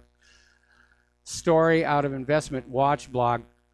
Social media sites continue to silence people at the behest of those in power. And our ruling oligarchs have basically abandoned even the illusion of freedom of speech. And they're openly clamping down against dissent. You will not say anything bad about Israel. You will not say anything bad about vaccines. You will not say anything bad about GMOs. Post a funny kitten video if you really feel like you must. But it is part of our descent into tyranny here. And some of this is coming obviously from the government. Some is coming from corporate media itself, which doesn't like the competition.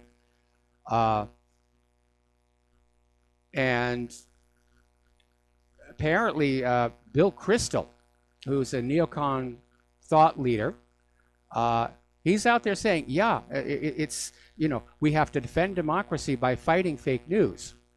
Well, what Bill Kristol is saying is fake news is anything he doesn't like. And all of these social media companies, whether it's Twitter or Facebook or Google, they're trying to defend what they're doing by saying they're opposed to fake news. But no, they're not. They're basically attacking conservative points of view and any point of view that does not line up with the official narrative. So now these companies are going to official fact checkers who are all very much embedded with the deep state. And let's see, Think Progress was shut down here. Apparently the Christian news site LifeSite has now been blacklisted by their web host. So LifeSite is this Christian pro-life news outlet, and they were given just 12 hours to find another host for the website or risk being offline. And so they're scrambling to find a new provider here. Twitter has now suspended investigative journalist Laura Loomer until Election Day. That one's clearly politically motivated. Now, we put a link up to a story, and we've shown this once before. The problem is it's getting better and better. There is this software that can take one person's face while they're talking and basically make another person look just like it. And the demonstration that they had there was Stephen Colbert and the guy from Last Week Tonight, John Oliver. And it's very convincing. If you look closely, there are artifacts. But this kind of software can be used to make videos of people saying things they never actually said. And apparently these bogus news videos are being funded by a British government research body. Got to take a break for commercials. We'll be right back.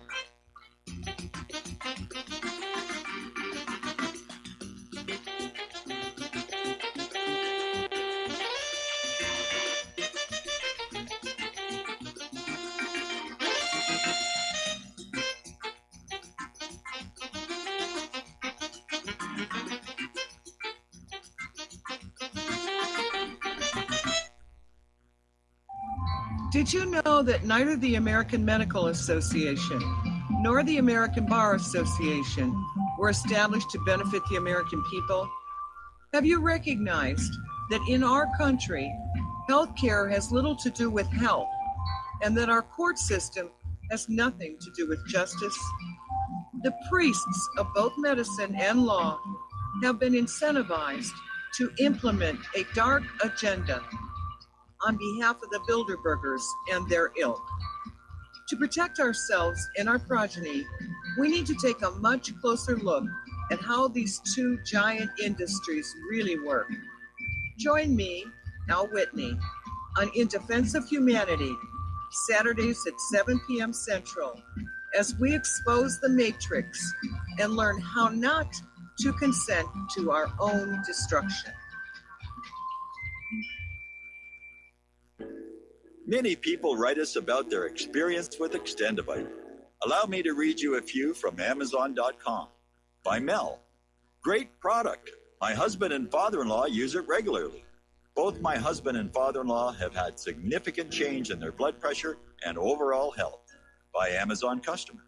It works for me. Returned to buy the tincture and the capsules as they were on sale during February. Unlike some other products, this one worked for blood pressure and occasional irregular heartbeat. Extendivite produced noticeable results after just 2 bottles, a 4-month supply. I take Extendivite 3 times a day, every day. I think this supplement has helped with my increased fitness regime and to lower my blood pressure. Tell us your story. Get Extendivite today. Call 1-877-928-8822 or visit heartdrop.com. Extend your life with Extendovite. Hi, folks. CBD is the home run hitter for health right now. Why, you ask? Because of what it does for the body. Unfortunately, I can't tell you all about the benefit. You know, there's reasons. Do your due diligence and log on to ancientlifeoil.com. That's ancientlifeoil.com. Ancient Life Oil uses organic ingredients and is blended in coconut oil for some of the best benefits. Legal in 50 states and non-psychoactive. Log on to ancientlifeoil.com. That's ancientlifeoil.com. Do you worry a lot whether you're a college student, busy professional, parent, or grandparent? Ongoing stress and elevated levels of the stress hormone cortisol can rob your memory, your health, and your future. Now you can combat the effects of stress and anxiety while improving your memory and recall at the same time with the dietary supplement Calm and Clever. Studies show that the ingredients in Calm and Clever reduce cortisol by as much as 30% in 1 to 2 weeks. Call 1-800-758-8746 or calmandclever.com. Some have maxed out all their credit cards. Some are working 2 jobs and living in cars. Minimum wage won't pay for a roof, won't pay for a drink. If you gotta have proof, just try it yourself, Mr. CEO. See how far $5.15 an hour will go. Take a part-time job at one of your stores. I bet you can't make it here anymore. And aloha, America. Welcome back to our show here. And apparently the phones are still not working. So I'm just going to keep on talking here. Somebody just sent me a rather interesting little email. Apparently, back in 2004, Ireland held a vote that stopped the Anchor Baby program or law in their country. And apparently it was a 79% were in favor of that ban. Apparently there are only 30 countries on Earth that still allow babies born of foreign nationals on their soil to have automatic citizenship. And I think clearly the United States is out of step with the rest of the world on this here. Meanwhile, we're hearing that Lindsey Graham is going to introduce a bill ending birthright citizenship. Now, he describes this birthright citizenship as an absurd policy, and going on back and reading the congressional record of the debate over the 14th Amendment, it is very clear that it was not intended to be used in this way.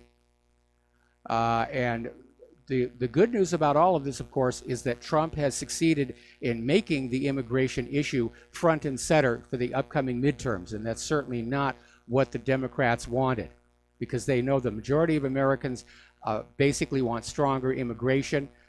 They look at the Democrats as being behind the weakening of our borders, which is certainly true. So Lindsey Graham says, congrats to Trump for taking on the absurd policy, and he's going to introduce some legislation to do that. Now, again, this is probably going to wind up going all the way to the Supreme Court.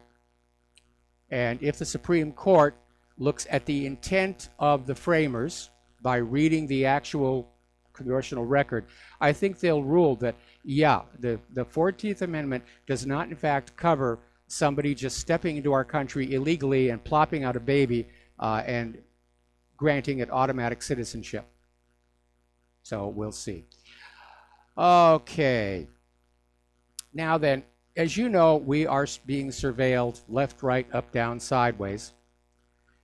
And there is a system being developed at Purdue University by a doctoral student, Suyan Kao.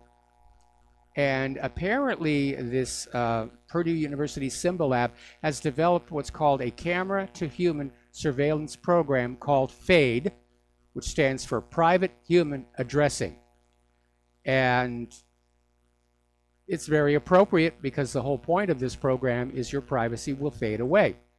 And what the system basically does is it's watching through surveillance cameras and pinging cell phones in front of it in order to identify the person who's standing there and get their IP information in order to presumably send them text notices that are unique to them, right out of Minority Report.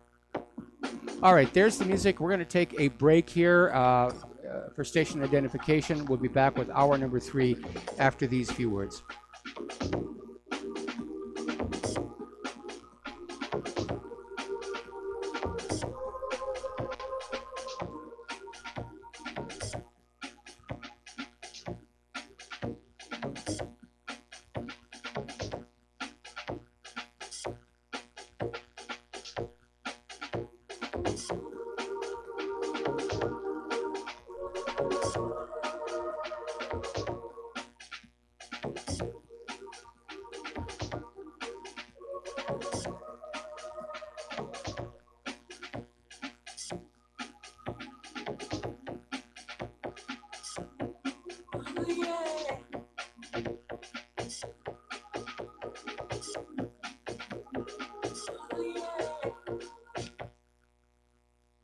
This is too good to be true, except this time it is real. 100%. No joke. How about a $25,000 membership to Front Sight Firearms Training Facility as a thank you bonus for a one-time donation to RBN of only $500? It is a Commander lifetime membership with no yearly fees or dues. The training is free for the rest of your life with over 50 different classes. Then leave it to your designated beneficiary. You provide the approved firearm, holster, ammo, eye, and ear protection. Many features and bonuses are included, more than you would ever expect or believe. This is the ultimate graduation present, wedding gift, etc., etc. See the details. Go to RBN's webpage and frontsight.com to make it happen. You will hear this offer only on this radio network. Help keep RBN alive. Tell 5. You're listening to Republic Broadcasting Network, because you can handle the truth.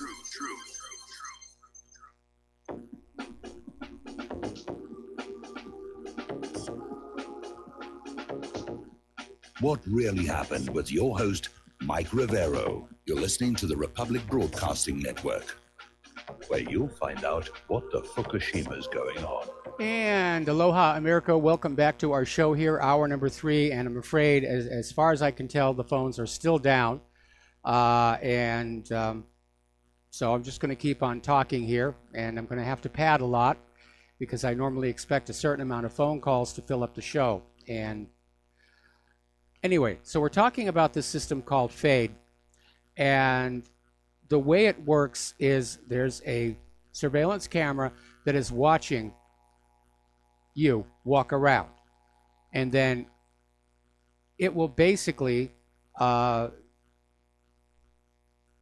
get the motion data from your smartphone, from all the smartphones around it, and match them up, and thereby be able to send a specific text message to a specific individual, which I think is a little bit creepy here. Okay, so let's talk a little bit more about this polio-like disorder affecting kids in the USA. And there's a pair of doctors, Jack Wolfson and Heather Wolfson. They're a husband and wife team of holistic doctors, and they're talking about this acute flaccid paralysis. And according to these doctors, all these different names are basically given to people with sudden weakness, and it may actually be all the same thing, but they keep changing the name and basically saying we need donations to fight whatever. So poliomyelitis, acute flaccid paralysis, transverse myelitis, Guillain-Barré syndrome, and myasthenia gravis are basically labels to people who are showing symptoms of polio. And in fact, they're theorizing that Franklin Delano Roosevelt's polio may have actually been Guillain-Barré syndrome and could have resulted from a vaccine or from exposure to pesticides. What is certain is that the oral polio vaccine itself is a known cause of whatever you're going to call it, polio or acute flaccid paralysis. And the vaccine has been withdrawn from the U.S. markets, but millions around the world are still being given it. Now, when this problem first surfaced, when doctors started saying, I'm diagnosing polio in this kid, and the medical industrial complex came on back and said, well, you can't call it that because we're going to get sued for that polio vaccine. So make up a new name and don't talk about anything related to polio. They were afraid of the lawsuits, or at least the lost business here. Now, it's nice to hear once again from Robert F. Kennedy Jr. And again, I'm disappointed in Trump because he was going to look into this issue. And I think he's got a personal stake in vaccine safety. And I'm not going to go into details. You can probably figure out what I'm talking about. But he dropped the ball on that one.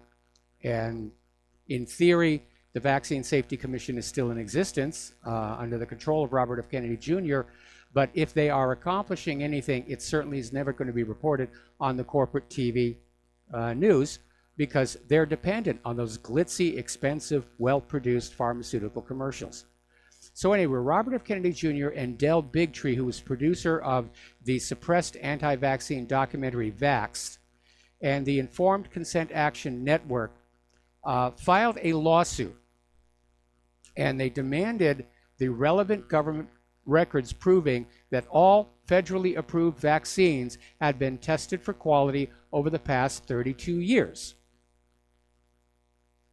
Now, originally they just filed a Freedom of Information Act request, and it came back saying, no, we're not going to give you the documents. Now, there's nothing classified about any of this, but for a vaccine to be approved by the federal government, there is a requirement that these vaccines are tested and retested for quality on a regular basis. Make sure that they've got what's supposed to be in there, that there are no contaminants. So they went to court and they won a victory, and here was the final outcome. It turned out there are no documents. The government has not, in fact, been testing the vaccines. They just ignored the legal requirement. The FDA said, this is now approved, go ahead, shove it in your arm. Well, this obviously is a failure of the federal government, which is supposed to be protecting us from corporations that make mistakes or rush products into the marketplace way too soon. And they just sat on it. They didn't do anything. We keep seeing this over and over again, like when the Securities Exchange Commission just sat there and ignored Bernie Madoff's Ponzi scheme to the tune of $60+ billion. Now, the legal ramifications of this are that the government could potentially be sued for malfeasance. The health implications, though, are that we don't know what was in those vaccines. We don't know if the ingredients on the product packaging are what was really in those ampules.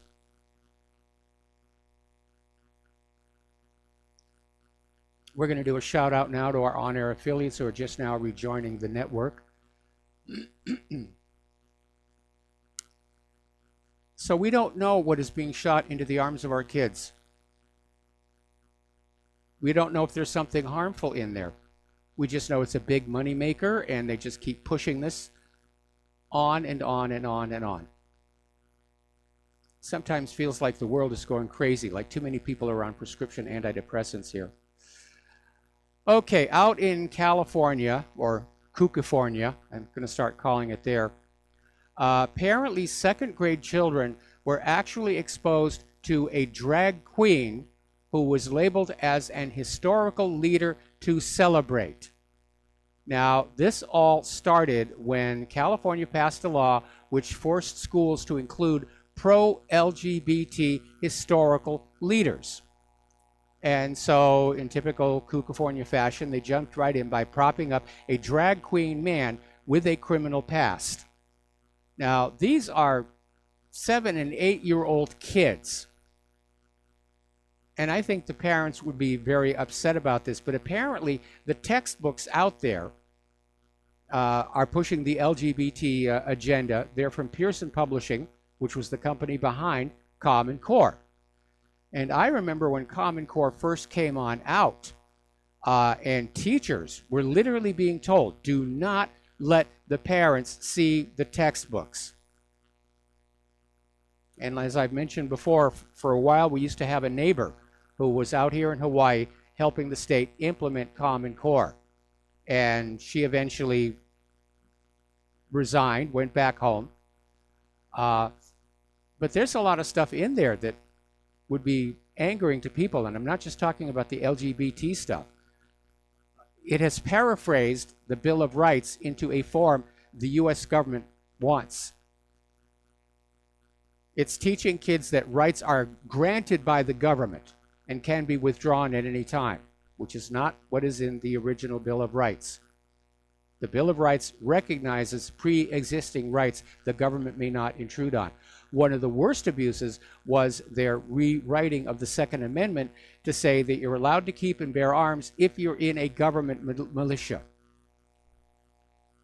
Okay, all right, I have just been told that the phones are now working, so 800-313-9443, 800-313-9443, so we're good to go here. Whew, down to the wire on that one. Over at NASA, they are finally coming to terms with the fact that they're never going to see or contact the Opportunity rover again. It's been out of contact for 4 months ever since that major dust storm was encircling the red planet. Now the skies cleared mid-September, but in all probability it left a lot of dust on the solar panels, and so they're going to stop trying to contact it probably end of this week. And that's always a very sad experience for the flight controllers when a mission comes to an end. Because you work that hard on something, you kind of get attached to it here. Again, coming from NASA, their Parker Solar Probe is now closer to the sun than any spacecraft has ever been before. And it surpassed the previous record of 26.6 million miles set by Helios 2 back in 1976. And of course, it's going to fly closer and closer to the sun until it flies through the corona or outer atmosphere for the first time next week. And they're hoping that it will get within 15 million miles of the solar surface. Okay, and once again, the phone lines are open, 800-313-9443. Over in Belgium, people are very upset because in the city of Bruges, there are organizers of this Christmas market, and they have decided to change their name to the Winter Market so as not to offend the Muslims. And apparently, instead of Christmas-themed lighting, the market will be lit up with winter lighting. That's, I think, going a little too far. That it's not an issue of tolerance, it's an issue of cultural surrender. And I remember a few years ago, I saw the same thing going on here in the United States, specifically around the holiday of Easter, where there were bags of these plastic eggs that you were supposed to fill with treats to hand out to the kids for Easter egg hunt. And I noticed that there was no symbology on the eggs that had anything to do with the holiday or traditions of Easter. Yeah, they had teddy bears and stars and all kinds of things like that. But I think somebody complained because the following year it was back. Here's what it comes down to, and Teddy Roosevelt said it best. If you want to come to this country, welcome. But understand you are living in the United States of America. We have our ways of doing things. We have one language, which is English. We have our set of laws that must be obeyed. I'm paraphrasing loosely, but absolutely that's the way it's supposed to work. If you go to another country to live, you assimilate into that culture. In your private home, you can be your home country, you can speak your home language, but when you're outside in that society, the polite, respectful thing to do is to learn the language, learn the laws, and basically try and fit in.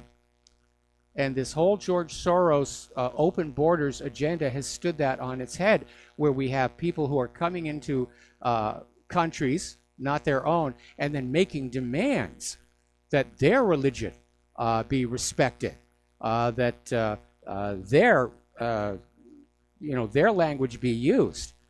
And that is not entirely new either, because I remember when I lived back in Southern California, there was already a movement there to try and demand the city have bilingual Spanish signs all over the place. In fact, some were saying they should be Spanish anyway, because a lot of Mexicans still think California ought to be part of Mexico, forgetting that Sam Houston did get a signed document from General Santa Anna ceding all of those territories to the United States of America.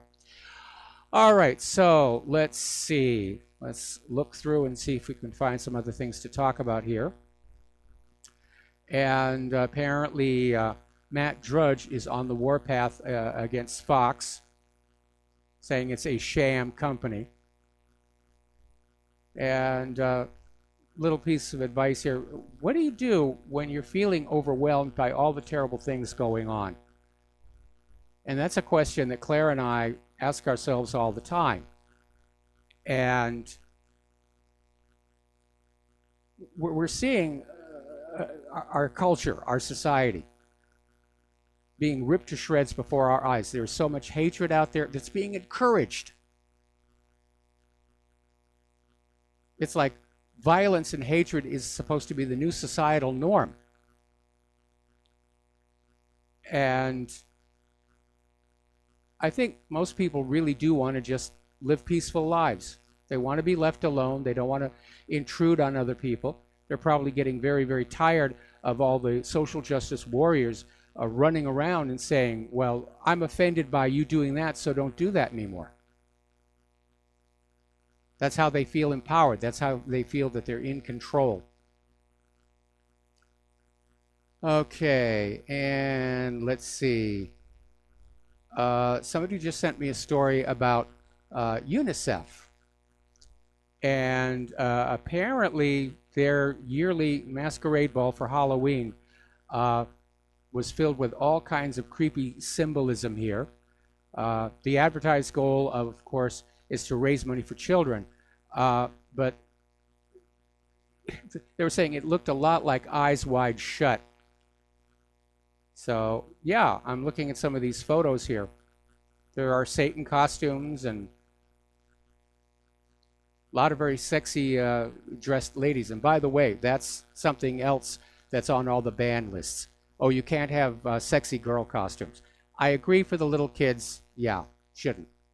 But for the older girls, let them dress up the way they want. Again, it's supposed to be a holiday. You're supposed to enjoy yourself. You shouldn't have to be running around the costume rack over at Party City trying to say, who am I going to offend with this one? Who am I going to offend with that one? I keep thinking back to that Australian comedian. You know, go ahead, be offended. I don't care. So we're a nation of people who are just way too thin-skinned here. Okay, getting on back here. Talked about Laura Loomer, suspended from Twitter. Apparently Canada is still planning to welcome back the white helmets from Syria. Okay. And once again, the phone lines are open, 800-313-9443. Apparently the Air Force is actually considering rocket launches to move cargo around the globe. And I guess the idea is they want to get the cargo where it needs to go a lot quicker than current technology allows. But the United States already has this fleet of military cargo planes to project its influence and move stuff around the world. So now apparently the U.S. Air Force is considering this possibility. Rocket launches that blast cargo into space to land anywhere in the world within half an hour. And I can imagine that that will cost a great deal of money, but then it's not like they're spending their own money.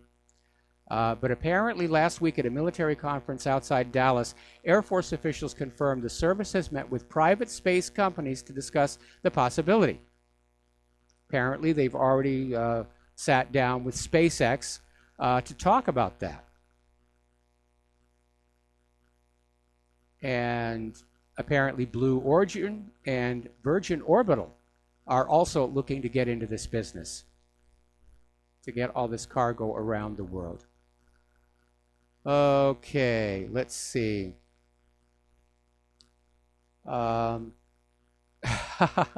Somebody just sent me an email. Being offended thickens the skin, builds character, makes a man strong. Well, when I was growing up, it was always sticks and stones may break my bones, but words can never hurt me. We were raised to just not care if other people said bad things about us. Alrighty. Okay. Somebody sent me the exact Roosevelt quote here. And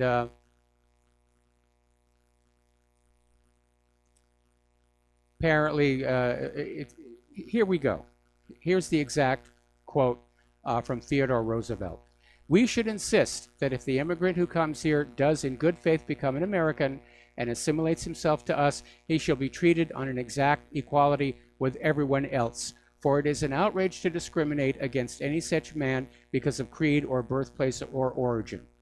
All right, I'm going to read you the rest of this when we come back from this commercial break. And again, phone lines are open again, 800-313-9443. We have callers on the line. Hallelujah. We'll be right back.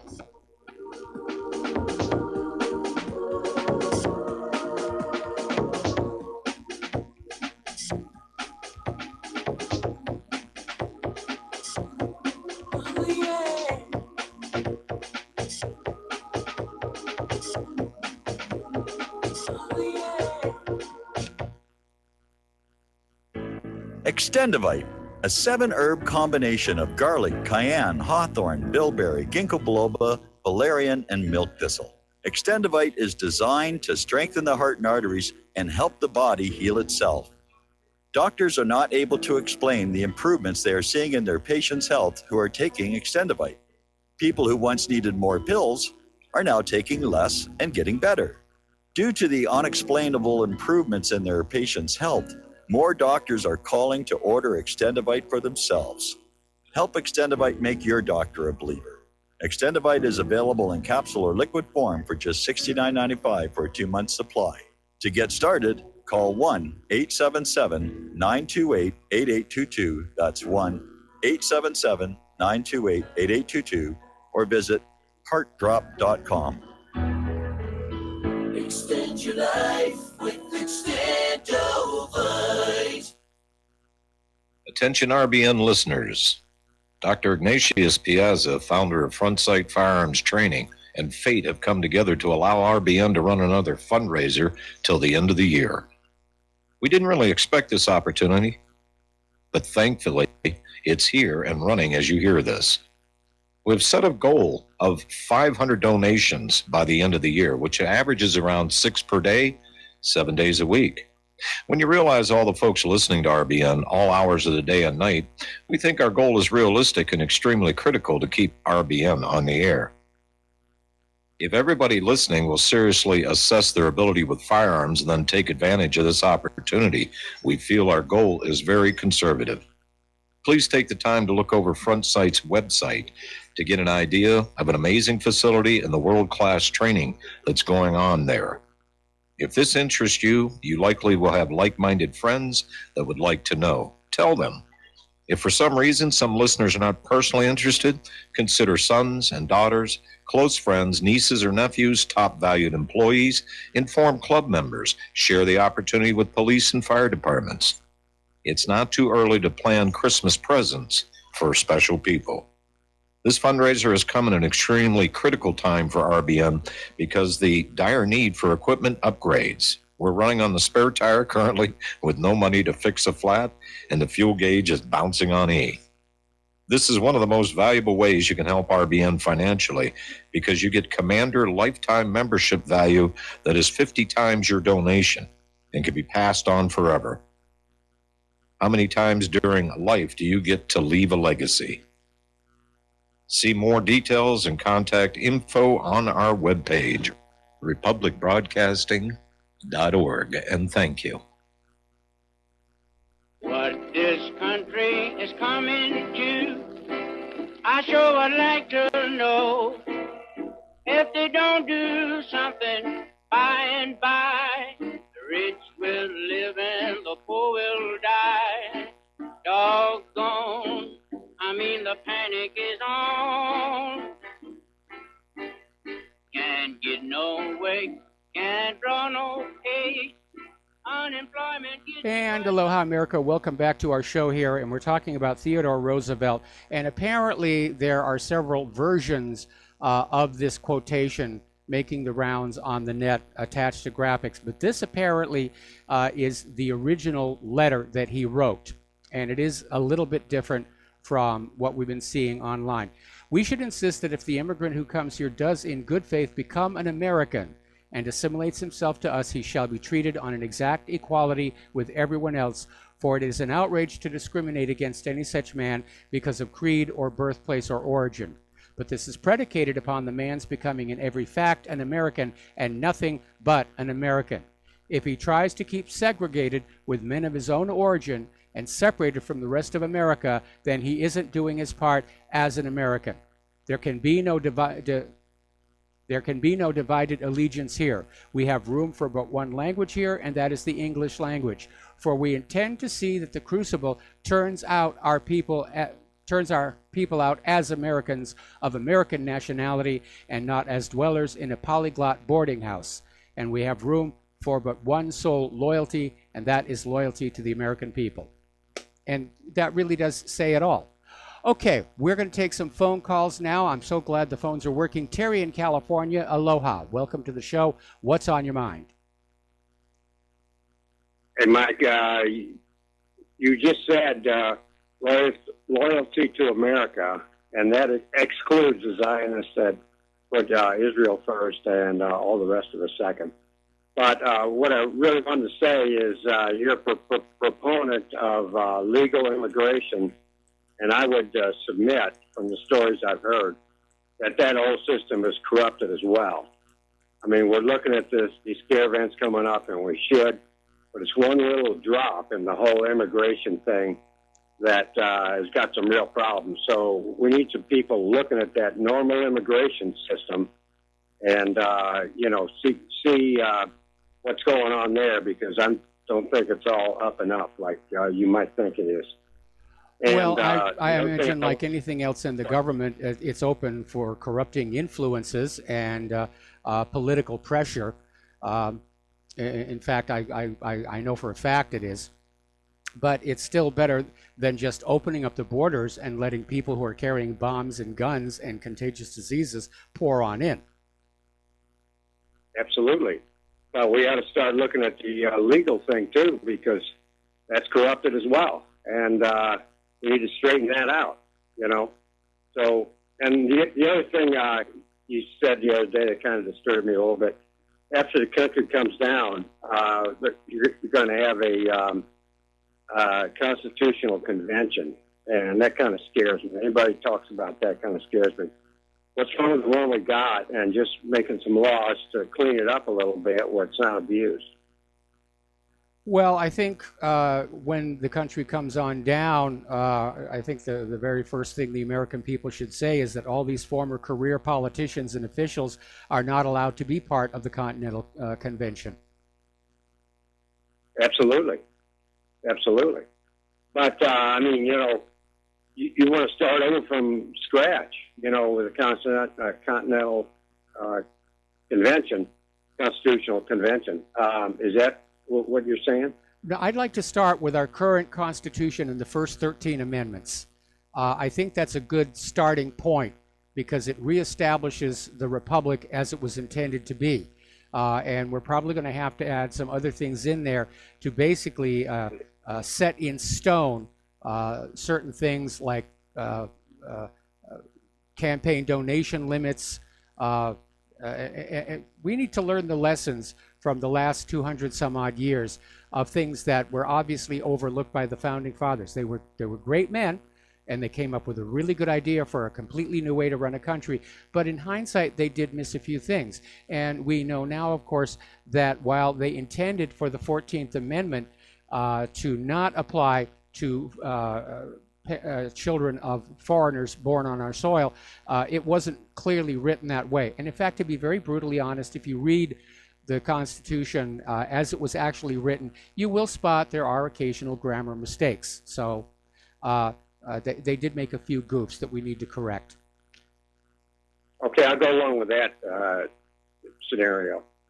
Okay, Mike, thanks. I appreciate you letting me make my point. All right, thanks an awful lot. We're going to let you go. We're going to switch over to Mark in North Carolina. And Mark, I'm probably going to have to take you through the next commercial break. What's on your mind? Mark, are you there? Yeah, I'm there. You hear me? I hear you now. Okay, yeah. What's on my mind is Whitey Bulger. I disagree with you, what you said about him being an FBI informant. No, he was the actual agent in charge of the Boston office of the FBI while he was there. And you know who his consigliere was? It was, what's his name? It was our friend, Mr. The special prosecutor there. Mueller. Well, that's a very, very interesting theory. And I think we're going to end the call on that point here. It's an interesting theory. We got to take a commercial break, and we'll be right back.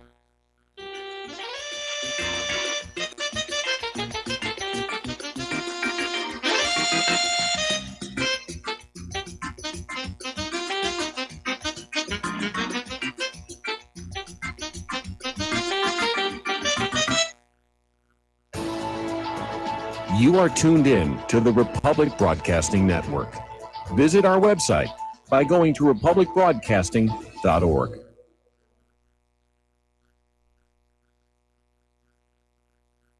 Do you or a loved one suffer migraine headaches? Listen to what scientist Kurt Hendricks has to say. 35 million people in the United States suffer with debilitating migraines.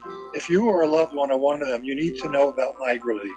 Hi, I'm Kurt Hendricks, the scientist that formulated and patented the MigraLief migraine formula. MigraLief is a non-prescription dietary supplement recommended by neurologists, pharmacists, and pediatricians to address nutritional deficiencies in both adults and children over 2 with migraines. Try MigraLief for 3 months and see the powerful difference it can make in your life, or get your money back, no questions asked. Go to MIG911.com or call 800-MIG-7354. You can change your life today. So if you suffer from migraines, don't wait. Call 800-MIG-7354. That's 800-MIG-7354 or visit MIG911.com. Tired of being lied to by mass media? It's growing more and more apparent today that news is received less and less through standard media outlets. Even with a growing audience every day, RBN is beginning to direct more efforts into social media. Social media and the use of the internet is fast becoming the primary source of people for news, regardless of demographic. RBN has set out to provide some of the best news on the internet through republicbroadcasting.org, and also has begun to use the tools to our advantage by way of social media. Republic Broadcasting is now operating a Facebook page to function as yet another avenue to have our collective voice reach new audiences across not only America, but across the globe as well. The Facebook page features not only news, but also an RBN player to listen to our broadcasts. Get involved by visiting facebook.com/Republic Broadcasting and liking our page and share it with your friends and family, because you can handle the truth. Many people write us about their experience with Extendivite. Allow me to read you some from Amazon.com. This product is superb. I have been taking it for about a year now, and I can feel my cardiovascular system run like a Swiss watch. I definitely recommend this product for anyone that has high cholesterol, high blood pressure, and heart palpitations, A+. It's potent, but it works. I have been waking up for the past 3 years with numb hands, and a week into using Extendivite, my numb hands seem to have cleared up. My circulation was off, and now it's back on track. So I'm happy. I feel so energized, and I have my husband on it now. My mother-in-law has cholesterol problems, so I bought her a bottle as well. Thank you so much. Love the product. Tell us your story. Get Extendivite today. Call 1-877-928-8822 or visit heartdrop.com. Extend your life with Extendovite. If you got the money, honey, we got the bombs. We'll plant them anywhere you like and blow up anyone. Whip this world into a frenzy, killing babies, dads, and moms. If you got the money, honey, we got the bombs. If you got the money, well, we won't say we did. And aloha, America. Welcome back to the show here. And before we get back to the phones here, Fox News is running this story about Hillary Clinton saying mixed signals where she says she wants to be president, but she doesn't want to run again, which I think it doesn't work that way. All right, let's go back to the phones here to Dustin in New Jersey. Aloha, Dustin. Welcome to the show. What's on your mind? The republic for which it stands, not the empire, Mike. That's the difference. We're not America anymore. I keep saying it. We are an empire. That's what people don't realize. Yes. You know, it's not what the founding fathers envisioned, because George Washington and the founding fathers fought an empire. The British Empire, we've become what we fought against. How sad is that? Yes. You know? And no matter, Mike, I hate to say it, there's got to be some kind of new laws set up because human beings, the power-hungry ones, will always be around, always until the end of time, right? Yep. Since the caveman days. So that's all I needed to say on that. And, Mike, I want to talk about Trump. Trump's worth a couple billion, supposedly. Is he going to pay for the tents that he's setting up for the refugees? No, I think I think the open borders people should be made to pay for those. Yeah, because, you know, there's a lot of homeless vets out there that don't have any tents. They're sleeping out on the street. Yep. So I wonder if they're going to get hot meals given to them and all these other things. You know, what's amazing, Mike? All these groups can bring the refugees in. They pay for them. They gas for the trucks to bring them in. But none of these people are around at all when it comes to the homeless vets or the homeless people on the street, right? Exactly. They're not. Hollywood's not around for them. You know, they don't care. You know, can you hold me over? You've got a lot of time ahead of you. Oh, I thought I heard the music come. Mike, and I just wanted to say one more thing about did you hear about the Admiral Kuznetsov incident where they're retrofitting it and the walkway gave way around the ship and the crane fell on the top of the flight deck of the aircraft carrier in Russia? Oh, no, I hadn't heard that. That's a bad mistake.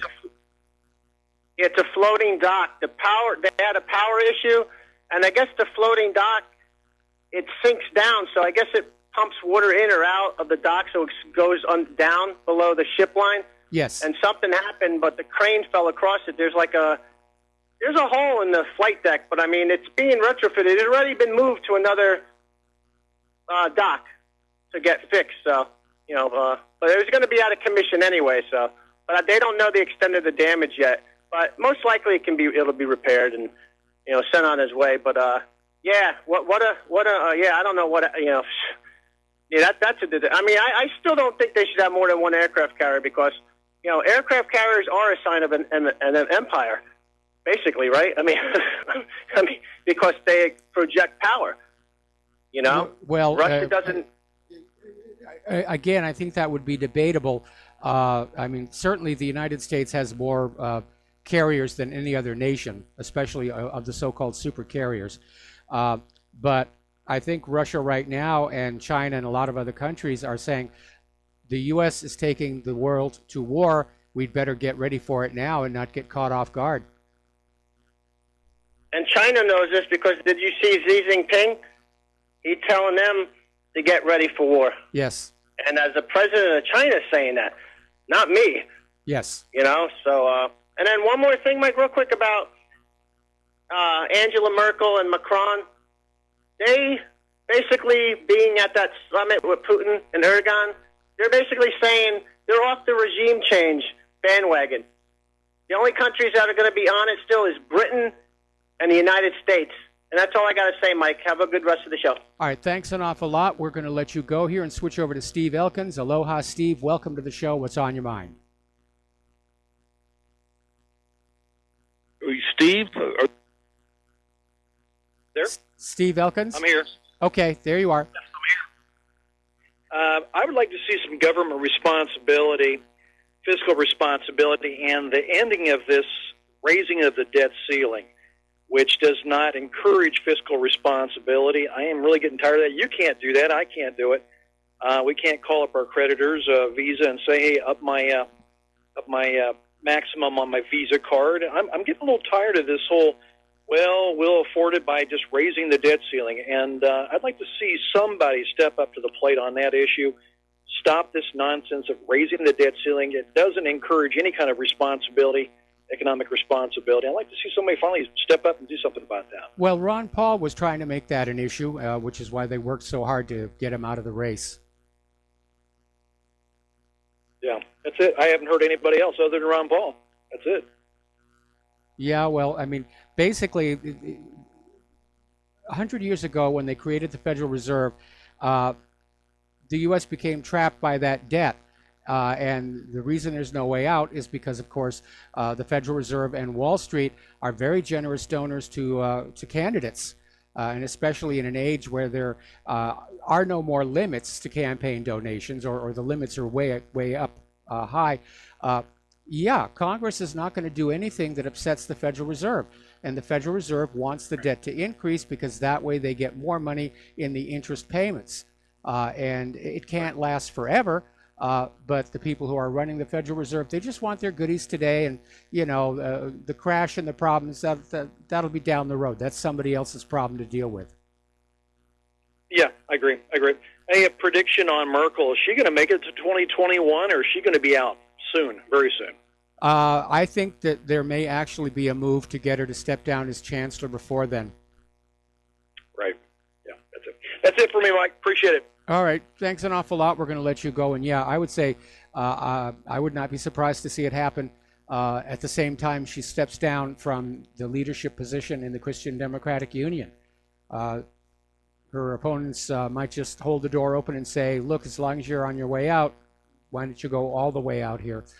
Okay, let's go to James in Kansas. Aloha, James. Welcome to the show. What's on your mind? According to the YouTube site, DirtyUncleSam.com, the 14th Amendment was not properly ratified. And Bruce Ray Riggs is the guy that the granddaddy of that website, and he used to be a frequent guest on RBN starting at 9 p.m. weekdays. And it was just signed by the Seward, the Secretary of State, and numerous states voted didn't have the right number of votes for it. Well, we know that there are more than a few amendments whose actual ratification is very much in doubt. And, of course, that was in a day and age where Congress felt they could do whatever they wanted to do, and the ordinary American people were never going to find out about it. Of course, time makes ancient truth uncouth, and Americans are now looking at that and saying that, yeah, there's been a lot of underhanded dealing. But again, this was just after the American Civil War, where Lincoln was trying to basically pull the country back together, and the Southern Democrats basically wanted to keep the newly freed slaves as somehow subordinate, and that was the reason for the Citizenship Clause of the 14th Amendment. Another part of that same amendment is one that also set the stage for the abuse of the states economically, where it says that the validity of the U.S. government debt may not be questioned. See, up until that point, if the U.S. government was spending money that the states felt was inappropriate, they could raise a stink about it. But with that 14th Amendment, yeah, that basically took off all the restrictions, and the U.S. government could borrow and spend and borrow and spend, and the states are forbidden to say anything about it. And the Rothschilds had a big grin from ear to ear. I'll hang up unless I get talk to somebody else. All right, Bye. Thanks an awful lot, and we're going to switch over to Fred in Michigan. Aloha, Fred. Welcome to the show. What's on your mind? All persons born or naturalized in the United States and subject to the jurisdiction thereof. That's crucial. Subject to the jurisdiction thereof. How do you suppose someone is made subject to the jurisdiction thereof? By being a citizen of this country. Yeah, that's a good interpretation. Like when you go into the military, you got a contract, right? Yes. By the way, speaking of the military, and the previous caller, if he really wants to have an impact, get on to the city council meetings, county council meetings, and present the evidentiary proof, challenge these people. 1987 was the bicentennial of the constitutional ratification, right? Yes. September 1987. All the libraries had small handheld copies of what Witten Printers out of Phoenix produces, citizensrulebook.com. Yep, I have one right here. But Mike, Thank you. And citizens rule book. It's all about empowering the citizens grand jury endeavor. And man, you don't have.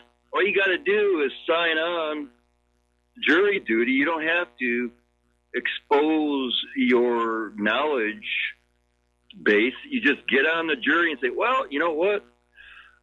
This doesn't compute to me, this so-called law. And by the way, the statutory code in all the states is really a conflict of interest, Mike, because it's bar esquire attorneys who author or promulgate, administer, enforce, yada, yada.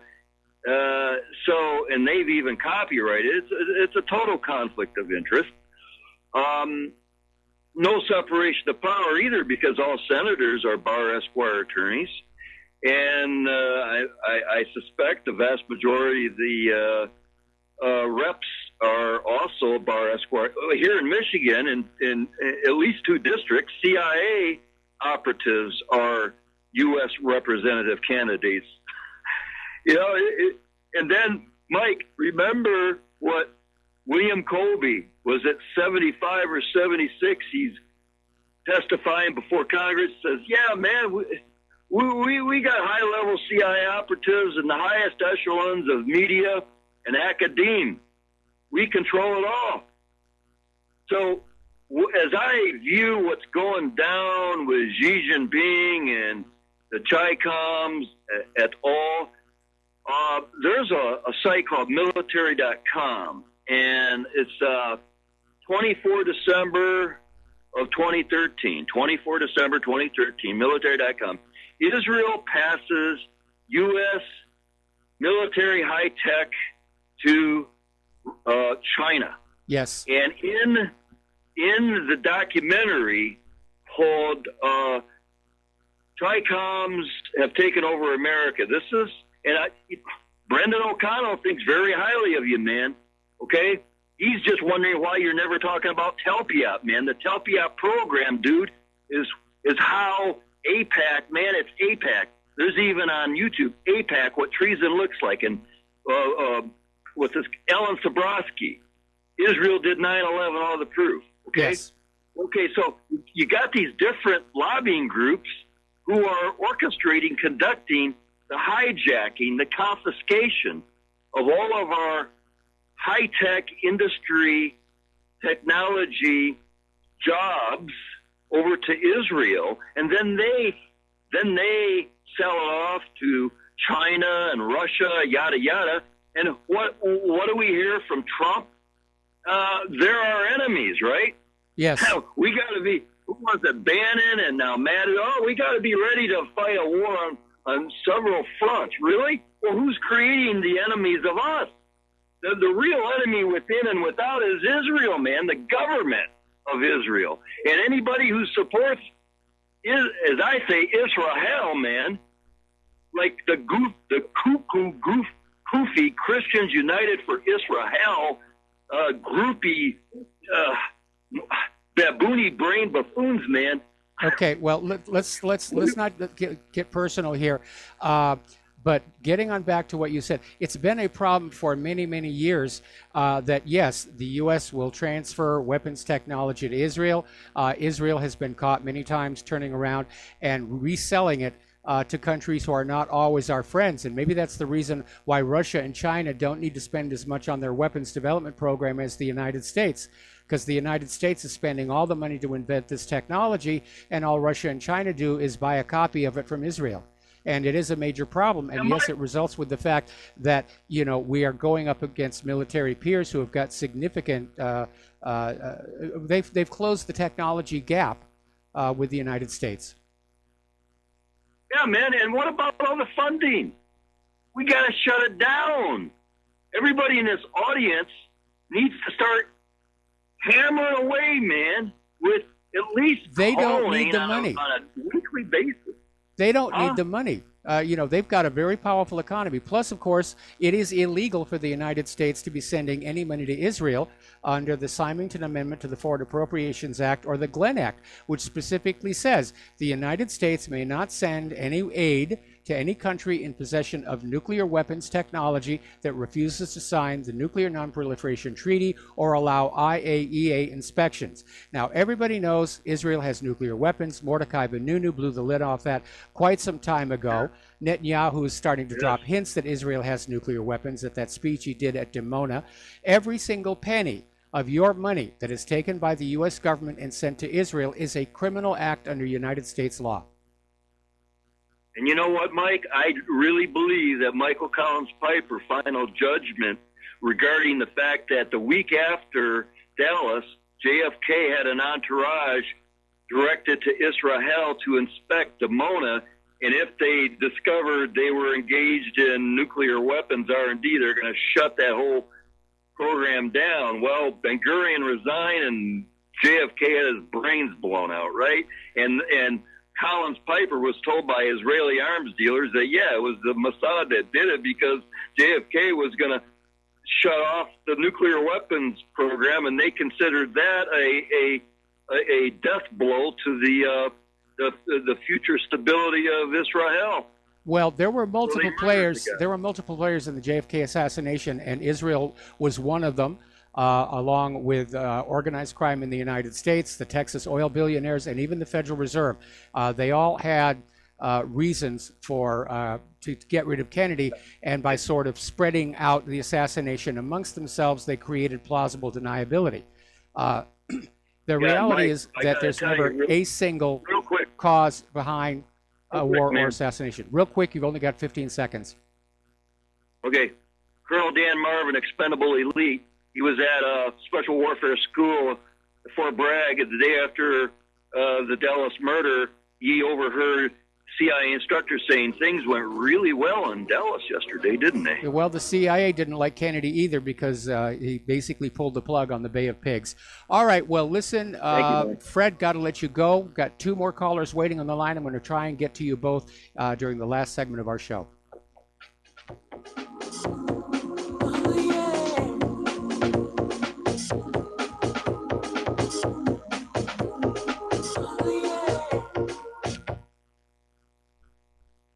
Homeowners, if your lender has gone out of business or sold your transaction to another lender or servicer, you may be the victim of a wrongful foreclosure, resulting in the loss of your home. If you've already lost your home, are in foreclosure, or even in good standing, you can challenge the mortgage transaction's illegal issue, and your property can be restored to you, and your foreclosure can be stopped or reversed, and the mortgage transaction declared unenforceable. State laws, U.S. title codes, the Uniform Commercial Codes, and U.S. Supreme Court rulings have upheld that defective mortgage documentations can reverse or stop foreclosures and enforce property title claims in favor of the homeowner. We are having successes in stopping the process of foreclosure, the enforcement of the foreclosure judgments, the sale of property, and evictions after the sale. We are not attorneys, and we don't give legal advice. We are a professional team of legal researchers, providing forensic mortgage audits and expert witnesses. We have the knowledge to produce the evidence and enforce laws regarding your legal issues. We've been in business for 12 years without a complaint. Consultations are free, and we provide a free title search to confirm if your mortgage has legal defects. Please call 855-253-3748. 855, keep it today. Without the right accessories, any guy can be off the mark. Whether you've invested thousands in your arsenal or you own a single trusted firearm, a visit to AROutfitting.com is in order. It's one of the finest online selections of tactical optics and AR parts and add-ons, like EOTech, quick target acquisition with no peripheral loss. Browse the full range of Nikon scopes and binoculars. AROutfitting.com can illuminate your world with Streamlight gun-mounted lights from keychain to large handhelds up to 1,100 lumens. Find some stability with Battenfield Tactical Bipods. AirOutfitting.com has CMMG gun parts, barrels, assemblies, handguards, part kits, and more, plus mag-full clips and magazines. I know I've got you excited, so take a breath. Head to AirOutfitting.com. The site's super easy to navigate and features a ton of technical info, including links to manuals. We also welcome vendor and manufacturer inquiries. Remember, if you don't see it, we can get it at AROutfitting.com. This is too good to be true, except this time it is real. 100%. No joke. How about a $25,000 membership to Front Sight Firearms Training Facility as a thank you bonus for a one-time donation to RBN of only $500? It is a Commander lifetime membership with no yearly fees or dues. The training is free for the rest of your life with over 50 different classes. Then leave it to your designated beneficiary. You provide the approved firearm, holster, ammo, eye, and ear protection. Many features and bonuses are included, more than you would ever expect or believe. This is the ultimate graduation present, wedding gift, etc., etc. See the details. Go to RBN's webpage and frontsight.com to make it happen. You will hear this offer only on this radio network. Help keep RBN alive. Tell 5. We will not go down in the night without a fight. You can burn up our mosques and our homes and our schools, but our spirit will never die. We will not go down in Gaza tonight. And aloha, America. Welcome back to our show. Last segment of our program today. We have 2 callers waiting on the line, and I'm going to try and get to them both. Jim in Harbor Springs, aloha. Welcome to the show. What's on your mind? Yeah, how you doing, Mike? Good to talk to you, my friend. I guess I would like to say that I think our problem is that we're approaching this immigration thing maybe in the wrong way. No matter what we do, we always get beat up. So stop and think about immigrants coming from the Middle East, okay? Now, because they are not U.S. citizens, why don't we apply the same immigration laws that their country has, okay? For instance, if I was a Christian going over to a Muslim country and I bought a Bible in there, what would be the repercussions on me bringing a Bible in? I think it'd be pretty bad, right? It would be pretty bad here. I mean, the majority of our illegal immigration problem comes from the Mexico border. And, we should have the same immigration laws as Mexico does. You can't just step over the border and get free stuff. You step over the border without the permission of the Mexican government, you are going to jail. We have this as far as cheap labor, and I'm thinking, oh, my God, we have an answer here. If we just adopt the Mexican laws, because I know, not with the, caravan coming in, the Mexican government just let them came in is helping them, actually. But if we were to adopt the laws of an immigrant coming from Guatemala going into Mexico without a visa or something, they'd be in prison. So I think to cover ourselves, if our president said, well, you know what, we're adopting the same laws that Mexican uses because they do have a wall on their southern border, So I'm saying if we just adopt the same laws as Mexico has, how can they criticize that? And then also, you want cheap labor, anybody coming in illegally, well, put them in prison, but not just to watch TV and have free meals and stuff like that, but put them on the not the chain gang, but start rebuilding our infrastructure to use that cheap Mexican labor and illegal immigrants to rebuild our country. And I'll tell you what, if they have to work for free, just for room and board, they aren't going to come here. They aren't really. So, the thing is here, we actually already have immigration laws. It's called Title 8. They're simply not being enforced. Yes, the Democratic Party has gone outlaw. Anyway, Jim, I'm going to let you go and try and fit in one more caller. Mark in Georgia, aloha. Welcome to the show. What's on your mind? Yeah, some of the time I'd like to talk about the illegitimacy of the so-called 14th Amendment, but right now Gab.com needs a bit more attention. They've been deplatformed with the utter duplicity that the synagogue shooter said things on Gab, and Twitter and Facebook. You don't see anybody criticizing Twitter or Facebook for allowing somebody to rant in a so-called anti-Semitic way. Sounds like you got to go. But you've heard of this, right? Yeah, well, we talked about Gab, and we've hopefully they're going to be back up by the end of the week. Anyway, listen, we are out of time. There's the music. Mark, thank you for the phone call. We're going to let you go. Stay tuned for John Stadmiller. I'm sure he's got lots of interesting things to share with you. Please take what you learn here, share it with everybody that you know. We all need to reach out to our conservative friends and make sure they are going to vote next week. This is the most important midterm election probably in all of U.S. history, and immigration is once again the central issue. And so please share all that stuff with your friends. Please donate to Republic Broadcasting. We'll be back tomorrow. Aloha, America.